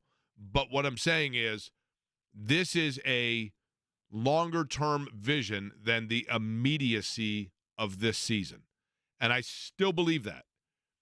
And that leads me to believe that Richardson was not on the field yesterday because the Colts saw something in terms of his health that they felt was going to be detrimental and set him back if they put him out there yesterday. I believe Shane Steichen told Aditi, I don't know how to say her last name, the sideline reporter for CBS with Spiro and Adam Archuleta, that Anthony Richardson could not play yesterday because he could not play Anthony Richardson football. Like, he could not play his style of football. And see here, and here's the thing. If that goes to my other point, and that is at some point he's going to have to learn to play when he can't play Anthony Richardson football. That's part of the development of a quarterback. That's just the reality of life in the NFL. Now, if they believe that it was going to set him back, it's one thing to say, we're not going to put him out there because he's not 100%. If he's not 100%, he's got to learn how to play at 80%. Is C.J. Stroud 100% right now? Is Justin Herbert 100% right now? Is Patrick Mahomes 100% right now? I don't know, but I would guess no. I think most quarterbacks are 100% once per year. But only the Colts know if they must have said to themselves, look, his health is such that if we put him out there, it is going to knock him back a few rungs in terms of his confidence, his health, whatever, and set us back even further. But I still believe, unequivocally, that this year is about the development of Anthony Richardson. When the time comes that they believe that they have seen enough to be able to make a full determination, only they know that. I don't think we're in that window, though. The other thing where I have to hedge, because I stand by that, the one where I have to hedge because if it's going to happen, it's got to start happening soon. I was very clear, and I made this very bold prediction, that Liatu Latu was going to be the Defensive Rookie of the Year. He's not a bust by any stretch of the imagination. I think he's going to be a good player, and he's not a bad player right now, actually. But clearly at this point, the pass rush is still an area. Eddie, you mentioned it, right? That is still an area where the Colts have yet to really get things on court. Yeah, they haven't had a sack since Justin Fields in Week 4, and that sack was when Justin Fields was trying to escape pressure, ended up slipping at midfield on the coconut husk, and then when he fell, the organic coconut husk. That's right. At Lucas Oil Stadium, and then when he fell, he fumbled the football, and the Colts recovered. That was the last time they have a sack. They had 2 quarterback hits yesterday, and then they had 0 against Trevor Lawrence last week, so make that 2 hits in the last 2.5 games. Liatu Latu is starting to look like, for me, Jake, a player that is in his first season that is still figuring things out, that has seen his role change from a complementary piece with other elements on the defensive line that can take away from his attention, like DeForest Buckner, like Tyquan Lewis, etc., to now they're asking him in certain situations to be beyond his years and experience and play. I don't know it's been as much as he has regressed as much as it's an understandable step that has happened with him because more is being asked of him than even the most triumphant Latu predictors would have said to start the year. Because there were a lot of people that thought he could have a rookie or a defensive rookie of the year like season. But I think so much of that was, and Chapp had cautioned this to begin with back in April when he was drafted, you often see rookies, especially at that position, be eased in. He mentioned Dwight Freeney a couple times. That's something where middle to back end of the seasons where he's getting starting load. And now what they're asking of Latu is far too extreme. The one thing that I hope is not the case, I don't think it is, but it's like in A Few Good Men, when Jack Nicholson says, like, tell me there's more. Tell me we're not pinning things here on phone calls and footlockers. So I don't think this is the case. I don't. But I am rhetorically presenting it. And that is, it is my hope that the Colts did not make a decision to start Joe Flacco over Anthony Richardson because they felt it gave them the better chance to win. If that's the case, then they've gotten away from what this year absolutely started out to be and needs to be to this point, which is the development of Anthony Richardson. Okay, 239-1070, your thoughts on it. Your comments not only about the show yesterday, but maybe something we might have said today. We'll do it on the other side.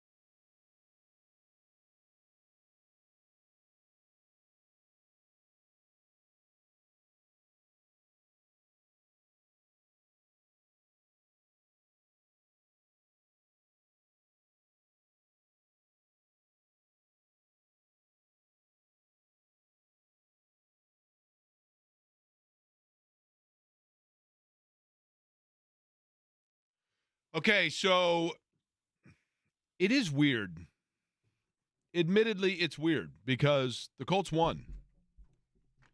And I guess it's a testament to the franchise of the fan base where but it kind of feels like we're talking about a loss. Like it's almost like people are less than satisfied, if you will, with the win. It's like being Nick Sirianni yelling at Eagles fans after you barely beat the Browns is the vibe that I have today. Yeah, I mean, for example, I'm going to go back to this. Yesterday, as I do, as soon as the game was over, I mean, I'm talking like the second that the clock hit 0, I sent the following post-X tweet. Summarize in 3 words or less your thoughts on the Colts through 6 games. Average, average, average. Season to forget. 500 is 500. Fair, partly cloudy. That's a pretty good one. This is after a win. Need quarterback pressure. Excellent post from Justin. Rigo is Ron. That talking about Rigoberto Sanchez, who had a fabulous punt yesterday, continues to play well. Ron Stark, there was a time where he was the highlight player for the Colts.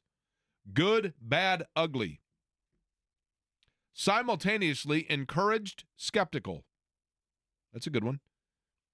I like this from Scott. Stuck in neutral. Tons of people just put meh, meh, meh. 15th draft pick. Here's my thing. And somebody here said, what's the rush? Or where's the rush? Both applicable, right? Pass rush? Well, in other words, what's the rush? Meaning like in terms of getting... Right, no, I know. Being cynical there. And then where's the rush? Meaning that. Yeah. Where's the pass rush, right? They won. And they are right now in that weird spot, kind of like they were with Phillip Rivers and where they were flirting with Carson Wentz of, hey, we can get in the playoffs even though everybody knows we're kind of like Sherman and American Pie and we're not really invited to Stifler's party, but we're here nonetheless, right? I mean, I think they're much closer, just outlook overall with the roster and the direction of the franchise as it stands right now for this season. I think they're closer to the Broncos, the Raiders, and a step above the Titans than they are the Steelers, the Bills, the Ravens. Are they, though? I mean, the Ravens, yes, I'd agree. Yes, I think the Ravens, I'd agree. Yes, no, they're not anywhere near the Bills. They are comparable to the Steelers.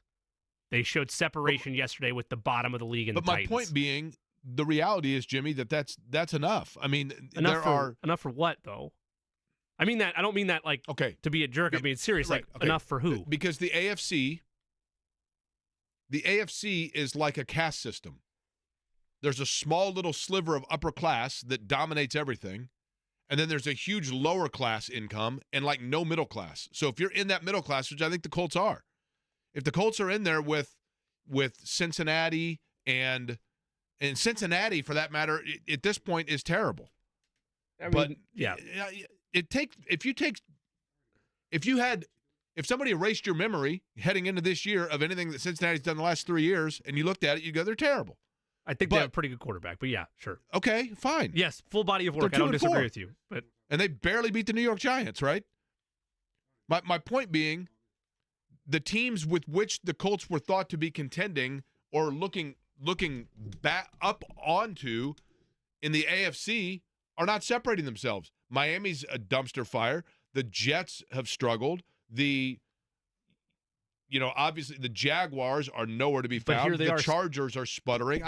They're still fighting for the same 2 playoff spots they were though to start the year, and that's my overall point. My point being, what I'm saying is that's exactly what they did with Phillip Rivers. It's correct. Exactly I agree with you on that end. So I think that there is a level of potential apathy amongst the fan base, be it fair or not, where I think people are like, yeah, they're kind of boring because it's just rinse and repeat. There are also, though, a subsection of Colts fans, and I know this because some interacted with me yesterday on the X Twitter or whatever you want to throw out there for it. They think this team can win now and that Flacco gives them the better chance to win now. And all I keep saying is, win what? Because it's capped. If your goal as a Colts fan is to see them be a 6 seed or a 7 seed with an early round playoff exit, okay, you saw that movie. Go watch highlights of Carson Wentz or Matt Ryan or Phillip Rivers or whoever. Or the Indiana Pacers for the longest time. Sure. Yeah, That's why you need Anthony Richardson. Speaking of the Pacers analogy, I'm going to mention this again. I mentioned it earlier. Yesterday, I was having a conversation with Scott Hoke, who was at the time that Jonathan Bender was playing here, and we were talking about Jonathan Bender. I know that's a way back machine, but we were talking about, because I mentioned to Scott Hoke, I said, Anthony Richardson reminds me of Jonathan Bender. Because if you talk to people that saw Jonathan Bender when he was healthy in practices and things like that, he did things that had never been seen before. And he would go out in a game and hit 3 threes in 95 seconds or have a 2-dribble dunk from the three-point line, and you're like, holy cow. And Scott Hoke said, Jake, I saw him do a dunk in practice where Isaiah Thomas stopped the practice and said to everybody, I want everybody to just take a second and absorb what you just witnessed. And that's why they were so patient with Jonathan Bender and kept trying through the knee injuries to let him get out there and play, because they knew what they had was a unicorn if they could just get him to play, even though his body said no. And I think that's what Anthony Richardson's body is not Jonathan Bender at this point. But part of why they have such a belief in him is because they have seen things that we have not seen in terms of his arm strength, his cannon, his mobility, etc. He's just got to get out on the field regularly, and at this point, from a health standpoint, has not been able to do it. Just has not been able to do it. 239-1070 is the telephone number. We start with Jeremiah. Hey, Jeremiah, what's up? Jake, how you doing today? I'm all right, thanks. I appreciate you taking my call. I want to kind of piggyback off what you're saying right there and in the past. You're a guy that seems like you might be accustomed to routines. You like to have your schedule. You know, your schedule was thrown off when you were in the mornings with KB, and you were kind of out of sorts. And I think a lot of us around this area. Did I seem out of sorts when you listen, or did I just comment that I was out of sorts? I'm concerned by that. Maybe more just the comments, I guess. Okay. Not necessarily so much the. But you're not inaccurate. You're not inaccurate. So yes, continue as you were. So I think that a lot of us in this area are very similar. We like our routines. We like things set in our ways. We don't like to deviate from our norm. And Anthony Richardson is a deviated player from what we're used to. We're used to seeing the pocket passer, the statue sitting back there throwing the ball, and not a mobile quarterback. And it's different for us, and we can't accustom to that yet. And once he gets more playing time, hopefully if he gets more playing time, then we'll be more accustomed to it. We'll see his performance, and we'll be more apt to say, hey, this guy could be our future. This guy is something that we could get behind, root for, as long as he can stay healthy is the thing. And when we see people getting injured constantly, we're kind of like, well, that's, again, deviating from our norm. We had how many seasons with Peyton that was healthy? You know, how many seasons do we see with? And so when we deviate from that, it throws us all off sorts. And I think that's part of our problem with the fan base is no one can see the future ahead because now we got Joe Flacco. I mean, that's the thing, Jeremiah. Like, because Flacco, and look, Joe Flacco's played well. Don't get me wrong. I mean, yesterday was he lights out? No, but he was. And thanks for the call. He was certainly sufficient, and they got the win, right? And they put up big numbers in Jacksonville, but the defense couldn't stop anybody, and so they fall short in that game. But Flacco feels like spinning the tires because, like I said, I mean, you went through the quarterback, you know, even if you go back to Jacoby Brissett, which I realized was more of a younger player, stopgap guy, but just sufficient enough to keep things sustained level quarterback. I think people want and expect more than that. They tried it already. You've seen it. Yeah, that's what I mean. And so it feels to people boring because it feels routine. And yes, Anthony Richardson is the intrigue beyond exactly that routine. Fred. What's going on, Fred? Not much, Jake. What's going on, buddy? You know, Fred, we haven't been outside today. We're a little bit landlocked here. Has the sun started to come out yet, or are we still looking at overcast skies? We still overcast, Jake. Okay. Well, that seems fitting, right? It does. It truly does. But I'm kind of curious, Jake. Like I said, man, it surprised me when I came home from church yesterday and turned the game on that Anthony wasn't in the game. I watched him on the sideline every time they showed him. Every time I've seen Anthony, he's been smiling, a bundle of energy, man. He was not that way on the sideline yesterday. So that led me to think, man, and I'm questioning, asking if, are we starting to creep into that area where Ballard and the other coaches are starting to worry about their job instead of the development of Anthony Richardson? I think, Fred, it's a great question. It's a great question, Fred, but I truly believe this. And that is, for Ballard, Anthony Richardson actually, Ballard's job security rests in continuing to ride out Anthony Richardson. Yes. Going to Flacco for short-term wins doesn't help Chris Ballard. Chris Ballard's job security is attached to making sure that Anthony Richardson is the long-term guy and that it hits in developing him. So you need Richardson. If you're Ballard, you need Richardson out there so that you can then say, hey, look, boss man, I know we fell short this year, but look at what this kid can do. And let me keep building with him because that was my pick, and he's only, he's still in his early 20s, and he's only got 23 starts under his belt, and we're developing this kid. We're developing this kid.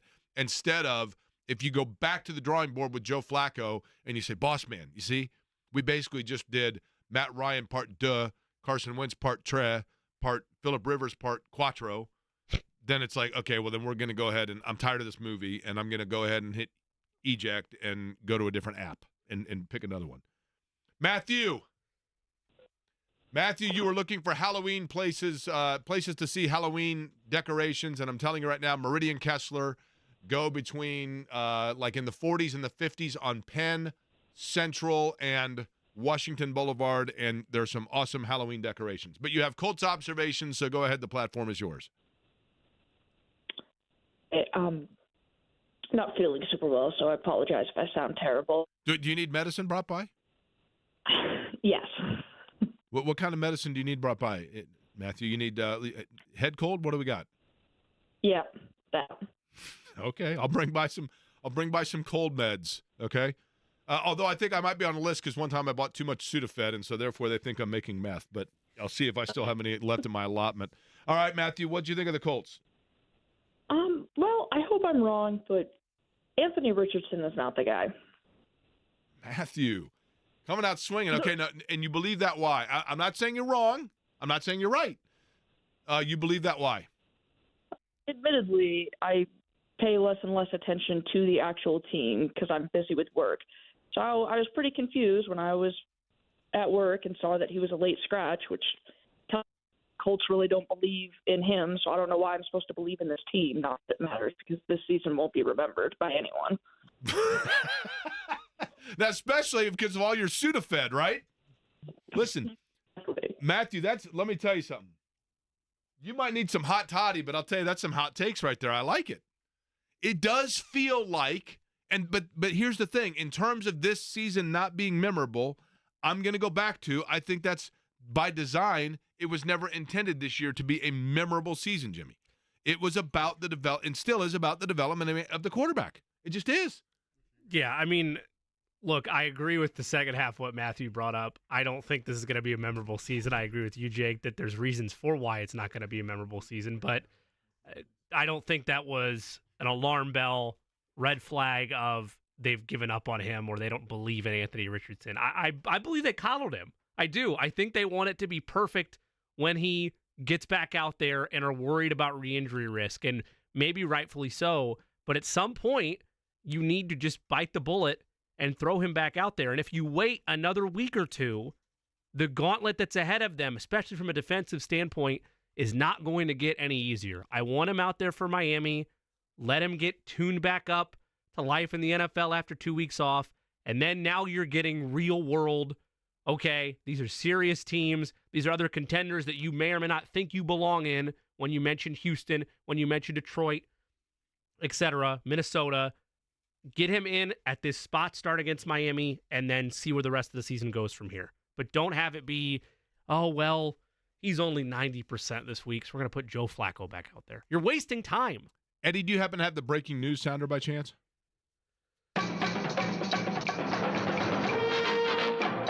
This just sent to me. Hey, Jake, it's partly sunny in Muncie. I have to play the breaking news sounder for that because I'm not going to lie to you. I've been to Muncie, Indiana like 7 times in my life, and it rained every time I've been there.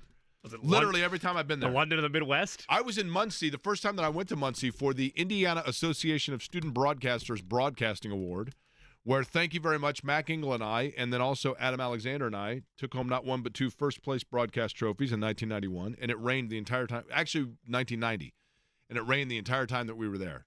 And this show, by the way, we are up for a Spectrum Award tomorrow evening for Best Sports Radio Show in the state of Indiana. Thank you very much.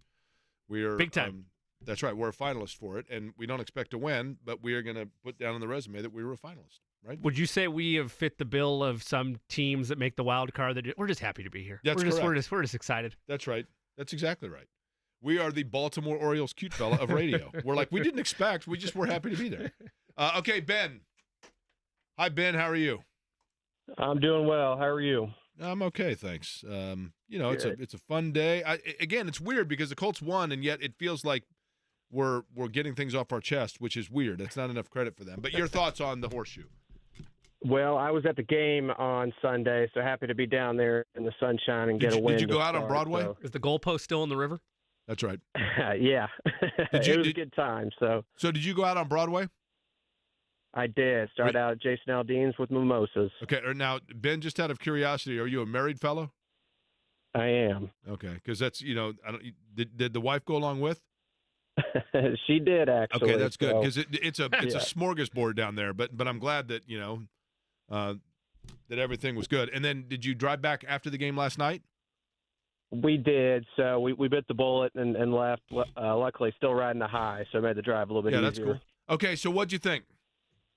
So I think, coming into the season, we thought the Colts could score a bunch of points. And, the Fever can't play defense, but Caitlin can score. And the Pacers can't play defense, but we can score. And Colts can't play defense, but, we're still struggling, AR or not, to put points up on the board and maybe cover up some other Band-Aids. And I don't know kind of where we fix that valve. Even AR, Flacco, skill players. I know everybody has injuries, but at some point, in this league, you got to score points, and we're struggling to do it. And I just think, Ben, again, I go back to they did not start Anthony Richardson for one of 2 reasons. Either because they felt like he was injured enough that it was going to set him back if he went out there, and I'm hoping with all hope that that's what it was, because the alternative would be they didn't start him because they feel Joe Flacco gave them a better chance to win the game.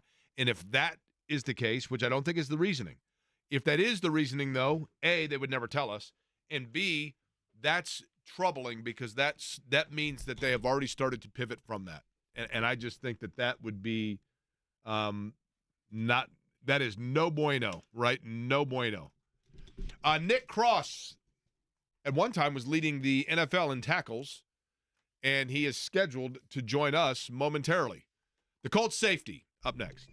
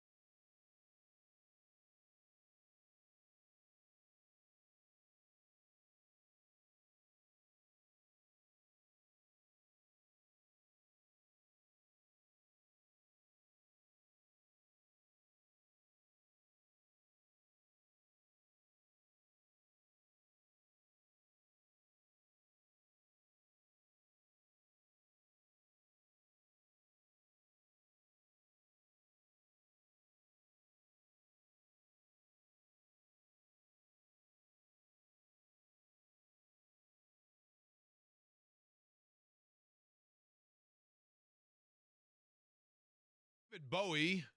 Jimmy Cook, would you have any guess as to why I am playing David Bowie on the program? Beats me, Jake. I'm sure. Eddie, any thoughts? Eddie by Garrison, any guesses why I'm playing David Bowie for our next guest? No, sir. Nick Cross is, of course, a defensive back safety for the Indianapolis Colts, product of the University of Maryland, joins us now on the Express Pro Tires on Auto Guest Line, courtesy of Shelby Materials. Now, I'm going and I'm trusting here, Nick, the powers of Wikipedia, which is typically all-knowing. Would you happen to guess, Nick Cross, any guess as to why I would play David Bowie before having you come onto the program? Nah, I don't know. I don't know why. Okay. If Wikipedia is correct, you were born in Bowie, Maryland. Is that right?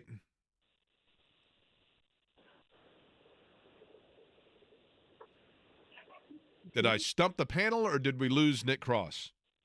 Can you hear me? There we go. Yeah, okay. So were you born in Bowie, Maryland? According to Wikipedia, you were born there, but I'm testing Wikipedia. Is that correct? Yeah, I was born in Bowie, Maryland, yeah. Okay, Bowie, Maryland. All right, I went with Bowie. It looks like David Bowie. All right, Close so enough. Nick Cross joins us now on the program. Nick, I want to get to this. Congratulations on the win yesterday. And before we get into the X's and O's, I'm just kind of fascinated by this, and I think fans would be as well. In terms of the travel back from Nashville, like you guys fly back, I assume it was a fun flight. And then when you win and you go into the complex today, what is today like for you guys and what is, quote unquote, a day off for you? I mean, a day off for me is, get some treatment, go out there and watch the film. And then on the phone. And Now, who's in the background making all kinds of noise? A couple of my teammates. Okay. Now, which ones? I want to know which ones are boisterous. Mr. Speed. All right. EJ Speed, is that what you said? Yeah. He's the director of speed for the company here that you're on. So, we'll give him a free pass. But anyway, so obviously you're in the complex. So do you have designed things that you have to do today other than going in and lifting and getting treatment? There is no practice today, correct? Yeah, no practice. Just watch the film, lift, and, get better and start getting ready for next week. What jumps out at you on the film from yesterday? Is there something that either A, you guys defensively felt like you covered that was of concern, or B, what area jumps out where you're like, man, we really need to get that cleaned up? I think overall we just got to continue to get better as a unit. Fundamentals, execution, communication, everything. I feel like we just need to continue to get better and continue so that we can be the best team we can be. Colts safety Nick Cross joins us on the Express Pro Tire and Auto guest line. Nick, when Tony Pollard had that 23-yard touchdown run on 3rd and 19, I really thought for a second the worst was going to be yet to come for your group, but you guys respond tremendously the rest of the way. You don't allow a single point the rest of the way, just 2 first downs through the final 5 series of that ball game. What changed for you guys after that Pollard touchdown run, and what was the messaging down the stretch to close it out? I think we just had to, rally together as a group and just, put our foot down and say, we're not going to go out there and, give them any more yards, give them any more explosives or anything. We're going to go out there and play a good game and finish the game out. Nick, for you personally, there was a lot of question about Nick Cross coming into camp, not necessarily about your abilities, but about where you were going to slot in, where you were going to be in the rotation. You've been really probably the most consistent player on that defense so far. When did things kind of slow down for you? And when did you realize kind of just exactly what your role was? I feel like the roles are always changing. I feel like, you go out there, you want to play one thing, you expect to play one thing, and then, a couple injuries, and you're slated in another role to play another thing. So it's just one of those things where you just always got to be ready, always studying your film. Always on the plays, on the details. When you go out there, just knowing your alignment, your assignment, your technique, where your eyes are supposed to be, and then go out there and let whatever your mom and your dad gave you, go out there and let it show. So I like that. Now, a lot of things giving you that kind of an ability, right? But Nick, take me back to when you first came in, I guess, and maybe even going into camp this year. What was the toughest time for you? Can you look back and spot or think of a specific moment where you say, that was where I really felt internally challenged? I'd probably say, having to take a seat my rookie year, and having to sit behind and watch people and watch Rodney McLeod go out there and play. I feel like, I had to either go out there and, figure out how to become a pro, or I was going to, tuck into the tank. And I feel like, showed a lot of resilience, went out there, just took it a day at a time, learned what I needed to learn, and learn how to become a pro from the guys in front of me, and continue to develop into a good player and a good man. What player has most led for you by example? I'll go back to my rookie year. I'd probably say Stephon Gilmore. DeForest Buckner, those two of the guys who, I've looked up to since I first got in here. Kind of the first two guys who kind of, took me under their wing. And also, credit to Shaq, Shaq Leonard, some of who I, watched film a lot last year. Just to be able to, always know that they were in my corner on the good days, the bad days, the good thing. Nick, one of the biggest issues that you guys have had defensively have been the injuries up front, and that has impacted your ability to generate pressure. It's been about nearly 2.5 games since you guys have been able to record a sack. Where do roles change defensively when you have all those injuries up front to continue to make life difficult from a pressure standpoint on opposing QBs? I think it's just, next guy has to step up and, make sure there's no drop-off. People got to go in there and know what they're supposed to do and go out there and do it at a high level. Nick Cross is our guest. He's on the Express Pro Tires and Auto guest line. Nick, the reality is your defense has been under fire, and I think you know that. I know that you guys don't read the headlines, you don't listen, but you've got to be aware of the fact that there have been rumblings, just from fan discontent about the defense, the fashion in which people have been able to score or move the football on you. How much do you guys discuss that? We just focus on what we can control, which is, going out there executing our job at the highest level. Not really focus on what people on the outside are saying. Just go out there, every day, come to work, ready to get better, ready to work on our fundamentals, ready to work on our, communication, and go out there and just, try to put our best foot forward every week. How much do you have to anticipate? And maybe it's difficult, Nick, because when you go up against quarterbacks that you haven't seen a lot or you're not anticipating when the year comes out, like we might see in Miami, for example. But I'm curious for you, how much do you watch film of the opposing quarterback to try to get to know their tendencies so that you then can anticipate where a play is going? I feel like, you watch them a lot. You watch a lot of tape, to be able to sit there and just pick up tendencies of the quarterback, tendencies on the team and all that. Just, try to put yourself in the best position to make plays on Sunday. So, it's a lot of film study on everything. So, that's it.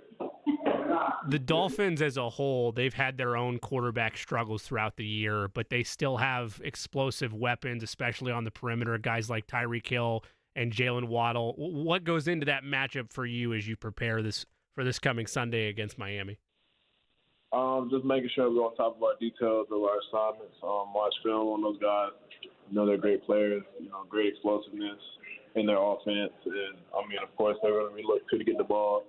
So just making sure we're on top of what we need to be on top of so that, we can go out there, play at a high level, and execute the way we know we can.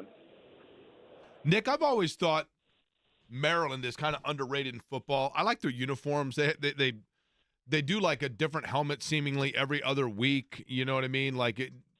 There's just something about them. When you were there, because they're an Under Armour school, right, Maryland? Yeah.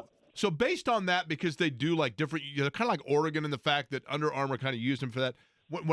If I was playing there, I would have tried to get as much swag as I could. Did you like walk out of there with bags worth of like stuff all the time? Because I would. Oh yeah, man. I had a lot of good stuff. Paco, Drew, they took care of me when I was there, and just to let you know, I'm still waiting on my care package for this season. I have not gotten that yet, but so wait a minute. So you will proudly wear Maryland stuff even to this day, correct? Oh yeah, I still wear my Maryland stuff. So I like that. Okay, I'm with that. Now, I'm trying to see Maryland's schedule here in terms of where they are because let's see if they have upcoming. Maryland obviously lost to Indiana. Decent game. They do not play Purdue this year. So Maryland's got upcoming. Now, they've got USC next. Now, they'll take care of USC, right? That's the plan. You know, they just gotta go out there, execute, make sure they're hitting all cylinders on offense and defense, special teams, and give themselves the best shot to win. Now, you and Michael Pittman Jr. have do you and Michael Pittman have a wager on this game? I'm gonna end up getting him a Testudo costume or something like that. All right, then they got. Let's see.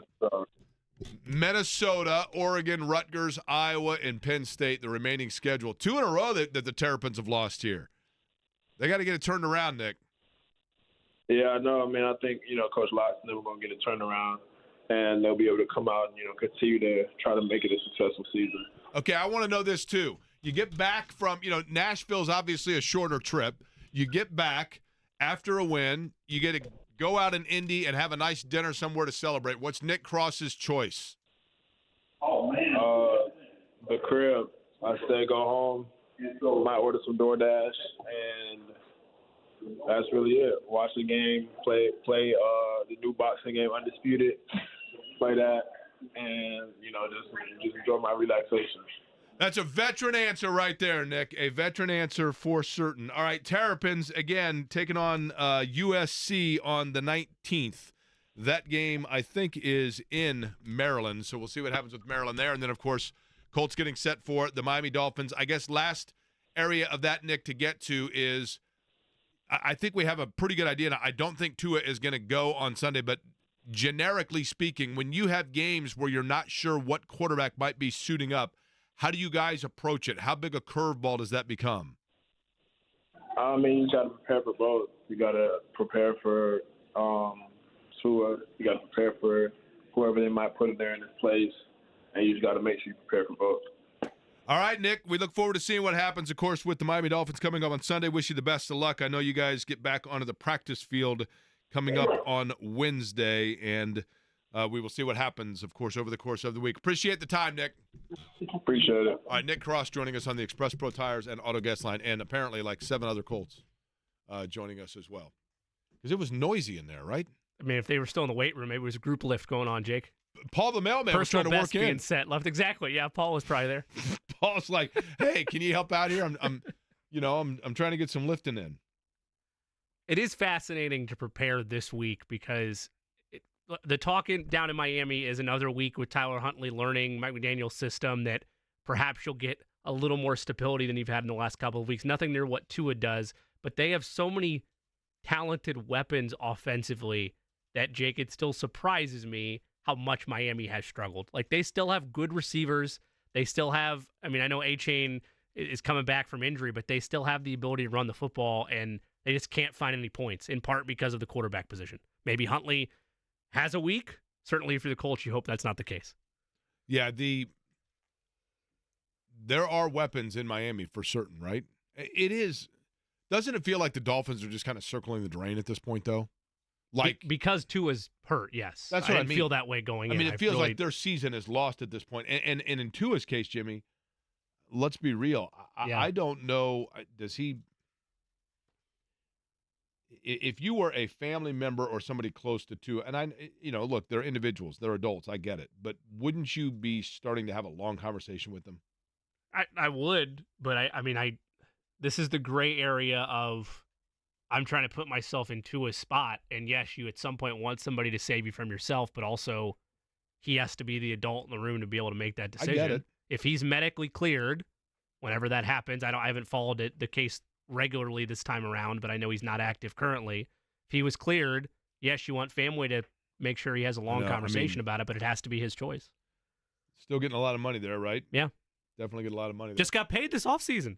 I know, that's what I mean, and a lot of that's guaranteed. All right, Jimmy's plays of the day are up next.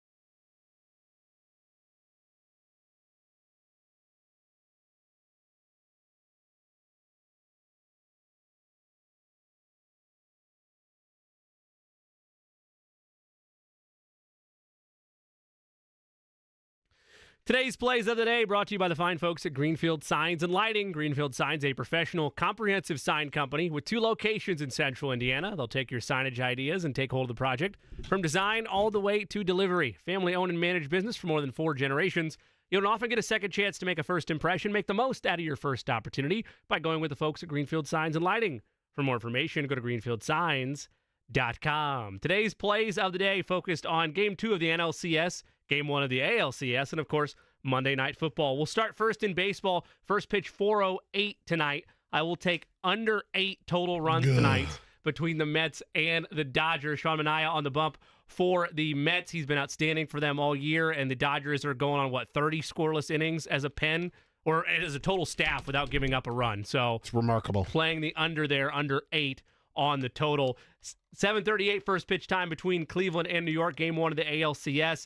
Carlos Rodon on the mound, I should say, for the New York Yankees. Left-handed thrower, and for the Guardians, they tend to do well against lefties. I will go with the Guardians to an outright and take Game 1 in New York. Last one for you, another game in New York, or I guess I should say New Jersey and the Meadowlands. The Bills take on the New York Jets. Give me Buffalo to an outright on the money line. So Guardians money line, Bills money line, and under 8 total runs between Mets and Dodgers. Eddie, any plays from you? Yep. I am taking the Guardians under 3.5 runs. Sorry, I had a mental block there.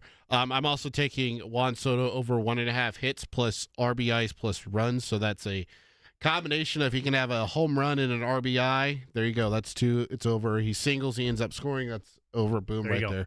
And then I will be taking the Mets tonight. I will take them on the money line. I think it's a bounce-back game for them. The Dodgers bullpen probably will have to catch up to them at some point, so I think the Mets get them back today and send it tied in a game apiece back to New York. Shout out to Eddie Garrison, by the way.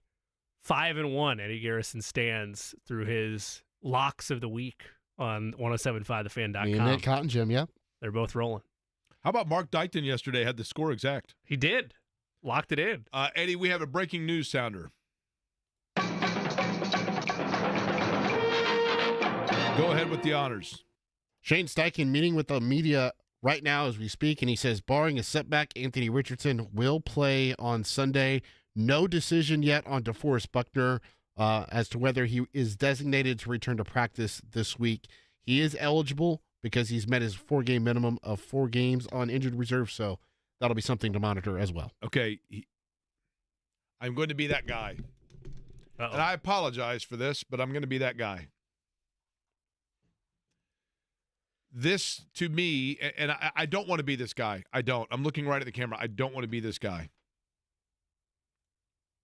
But it feels funny to me. So what we know is that yesterday Anthony Richardson was not physically able to go. The only reason Anthony Richardson was not put on the field in Nashville is because they did not feel that Anthony Richardson, from a health standpoint, was able to go. So they put out Joe Flacco and they won the game. And without having any practice between then and now, they are able to determine that Anthony Richardson is now healthy enough to go on Sunday. I mean, they did throw the caveat barring a setback, which is what happened last week. Understood. What that means is that that's how close he was, right? They haven't gone through a practice. They haven't seen how he's going to respond physically to a hit. They haven't seen how he's responding physically to throwing in contact drills. Nothing. Steichen also said that the decision was made very late in the week to start Joe Flacco, so it was prior to Sunday the decision was made. Right. And so what I'm saying is that means that at the somehow or another, like Michael Pittman Jr., there was like, oh, wow, like they didn't wait. They didn't send him through a practice to find out that he's ready to go. They didn't have him take a few hits to make sure that he's ready to go. They just said, you know what?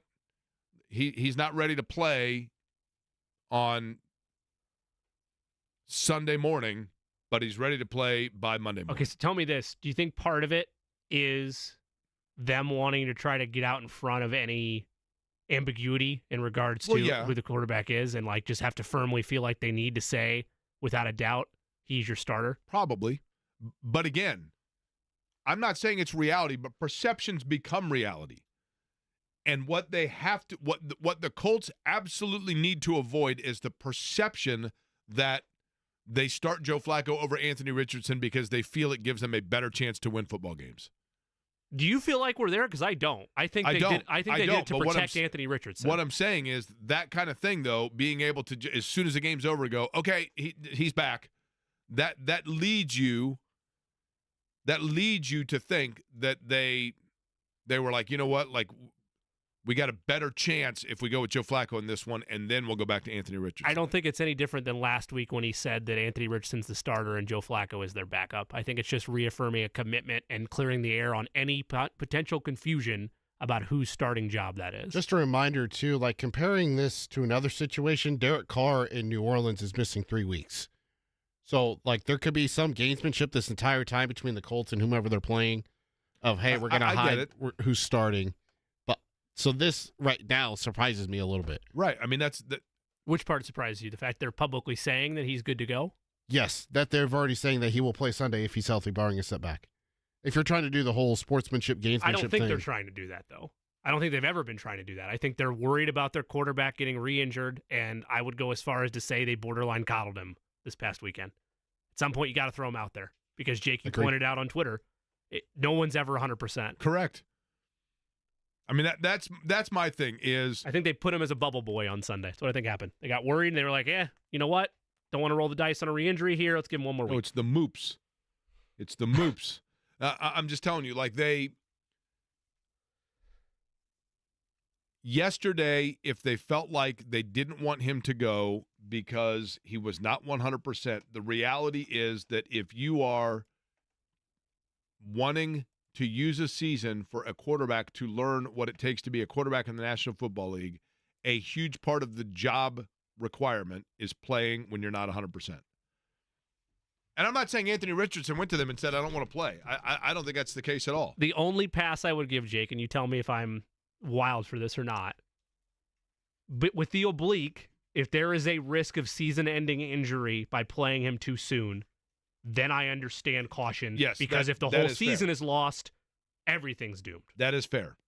That would be the only pass I'd be willing to give them. And I don't know. I haven't looked. You have to forgive me for not taking that part of medical school about oblique injuries and not knowing the risk of re-injury and season-ending area that might be involved. JMV is up next. He is at Twin Peaks down in Greenwood, correct? Is that right? Let me double-check the location. And then Did I get that wrong? I thought I just saw a video, unless that was one of those where the X post was like from last week. And Yes, it is Greenwood. Okay. He's up next. You got plenty of time to get down there, enjoy a cold beverage. Josh Downs going to join him as well. Diet Coke, perfectly sufficient. We'll be back with you tomorrow at noon, and we thank you for listening to Query & Company.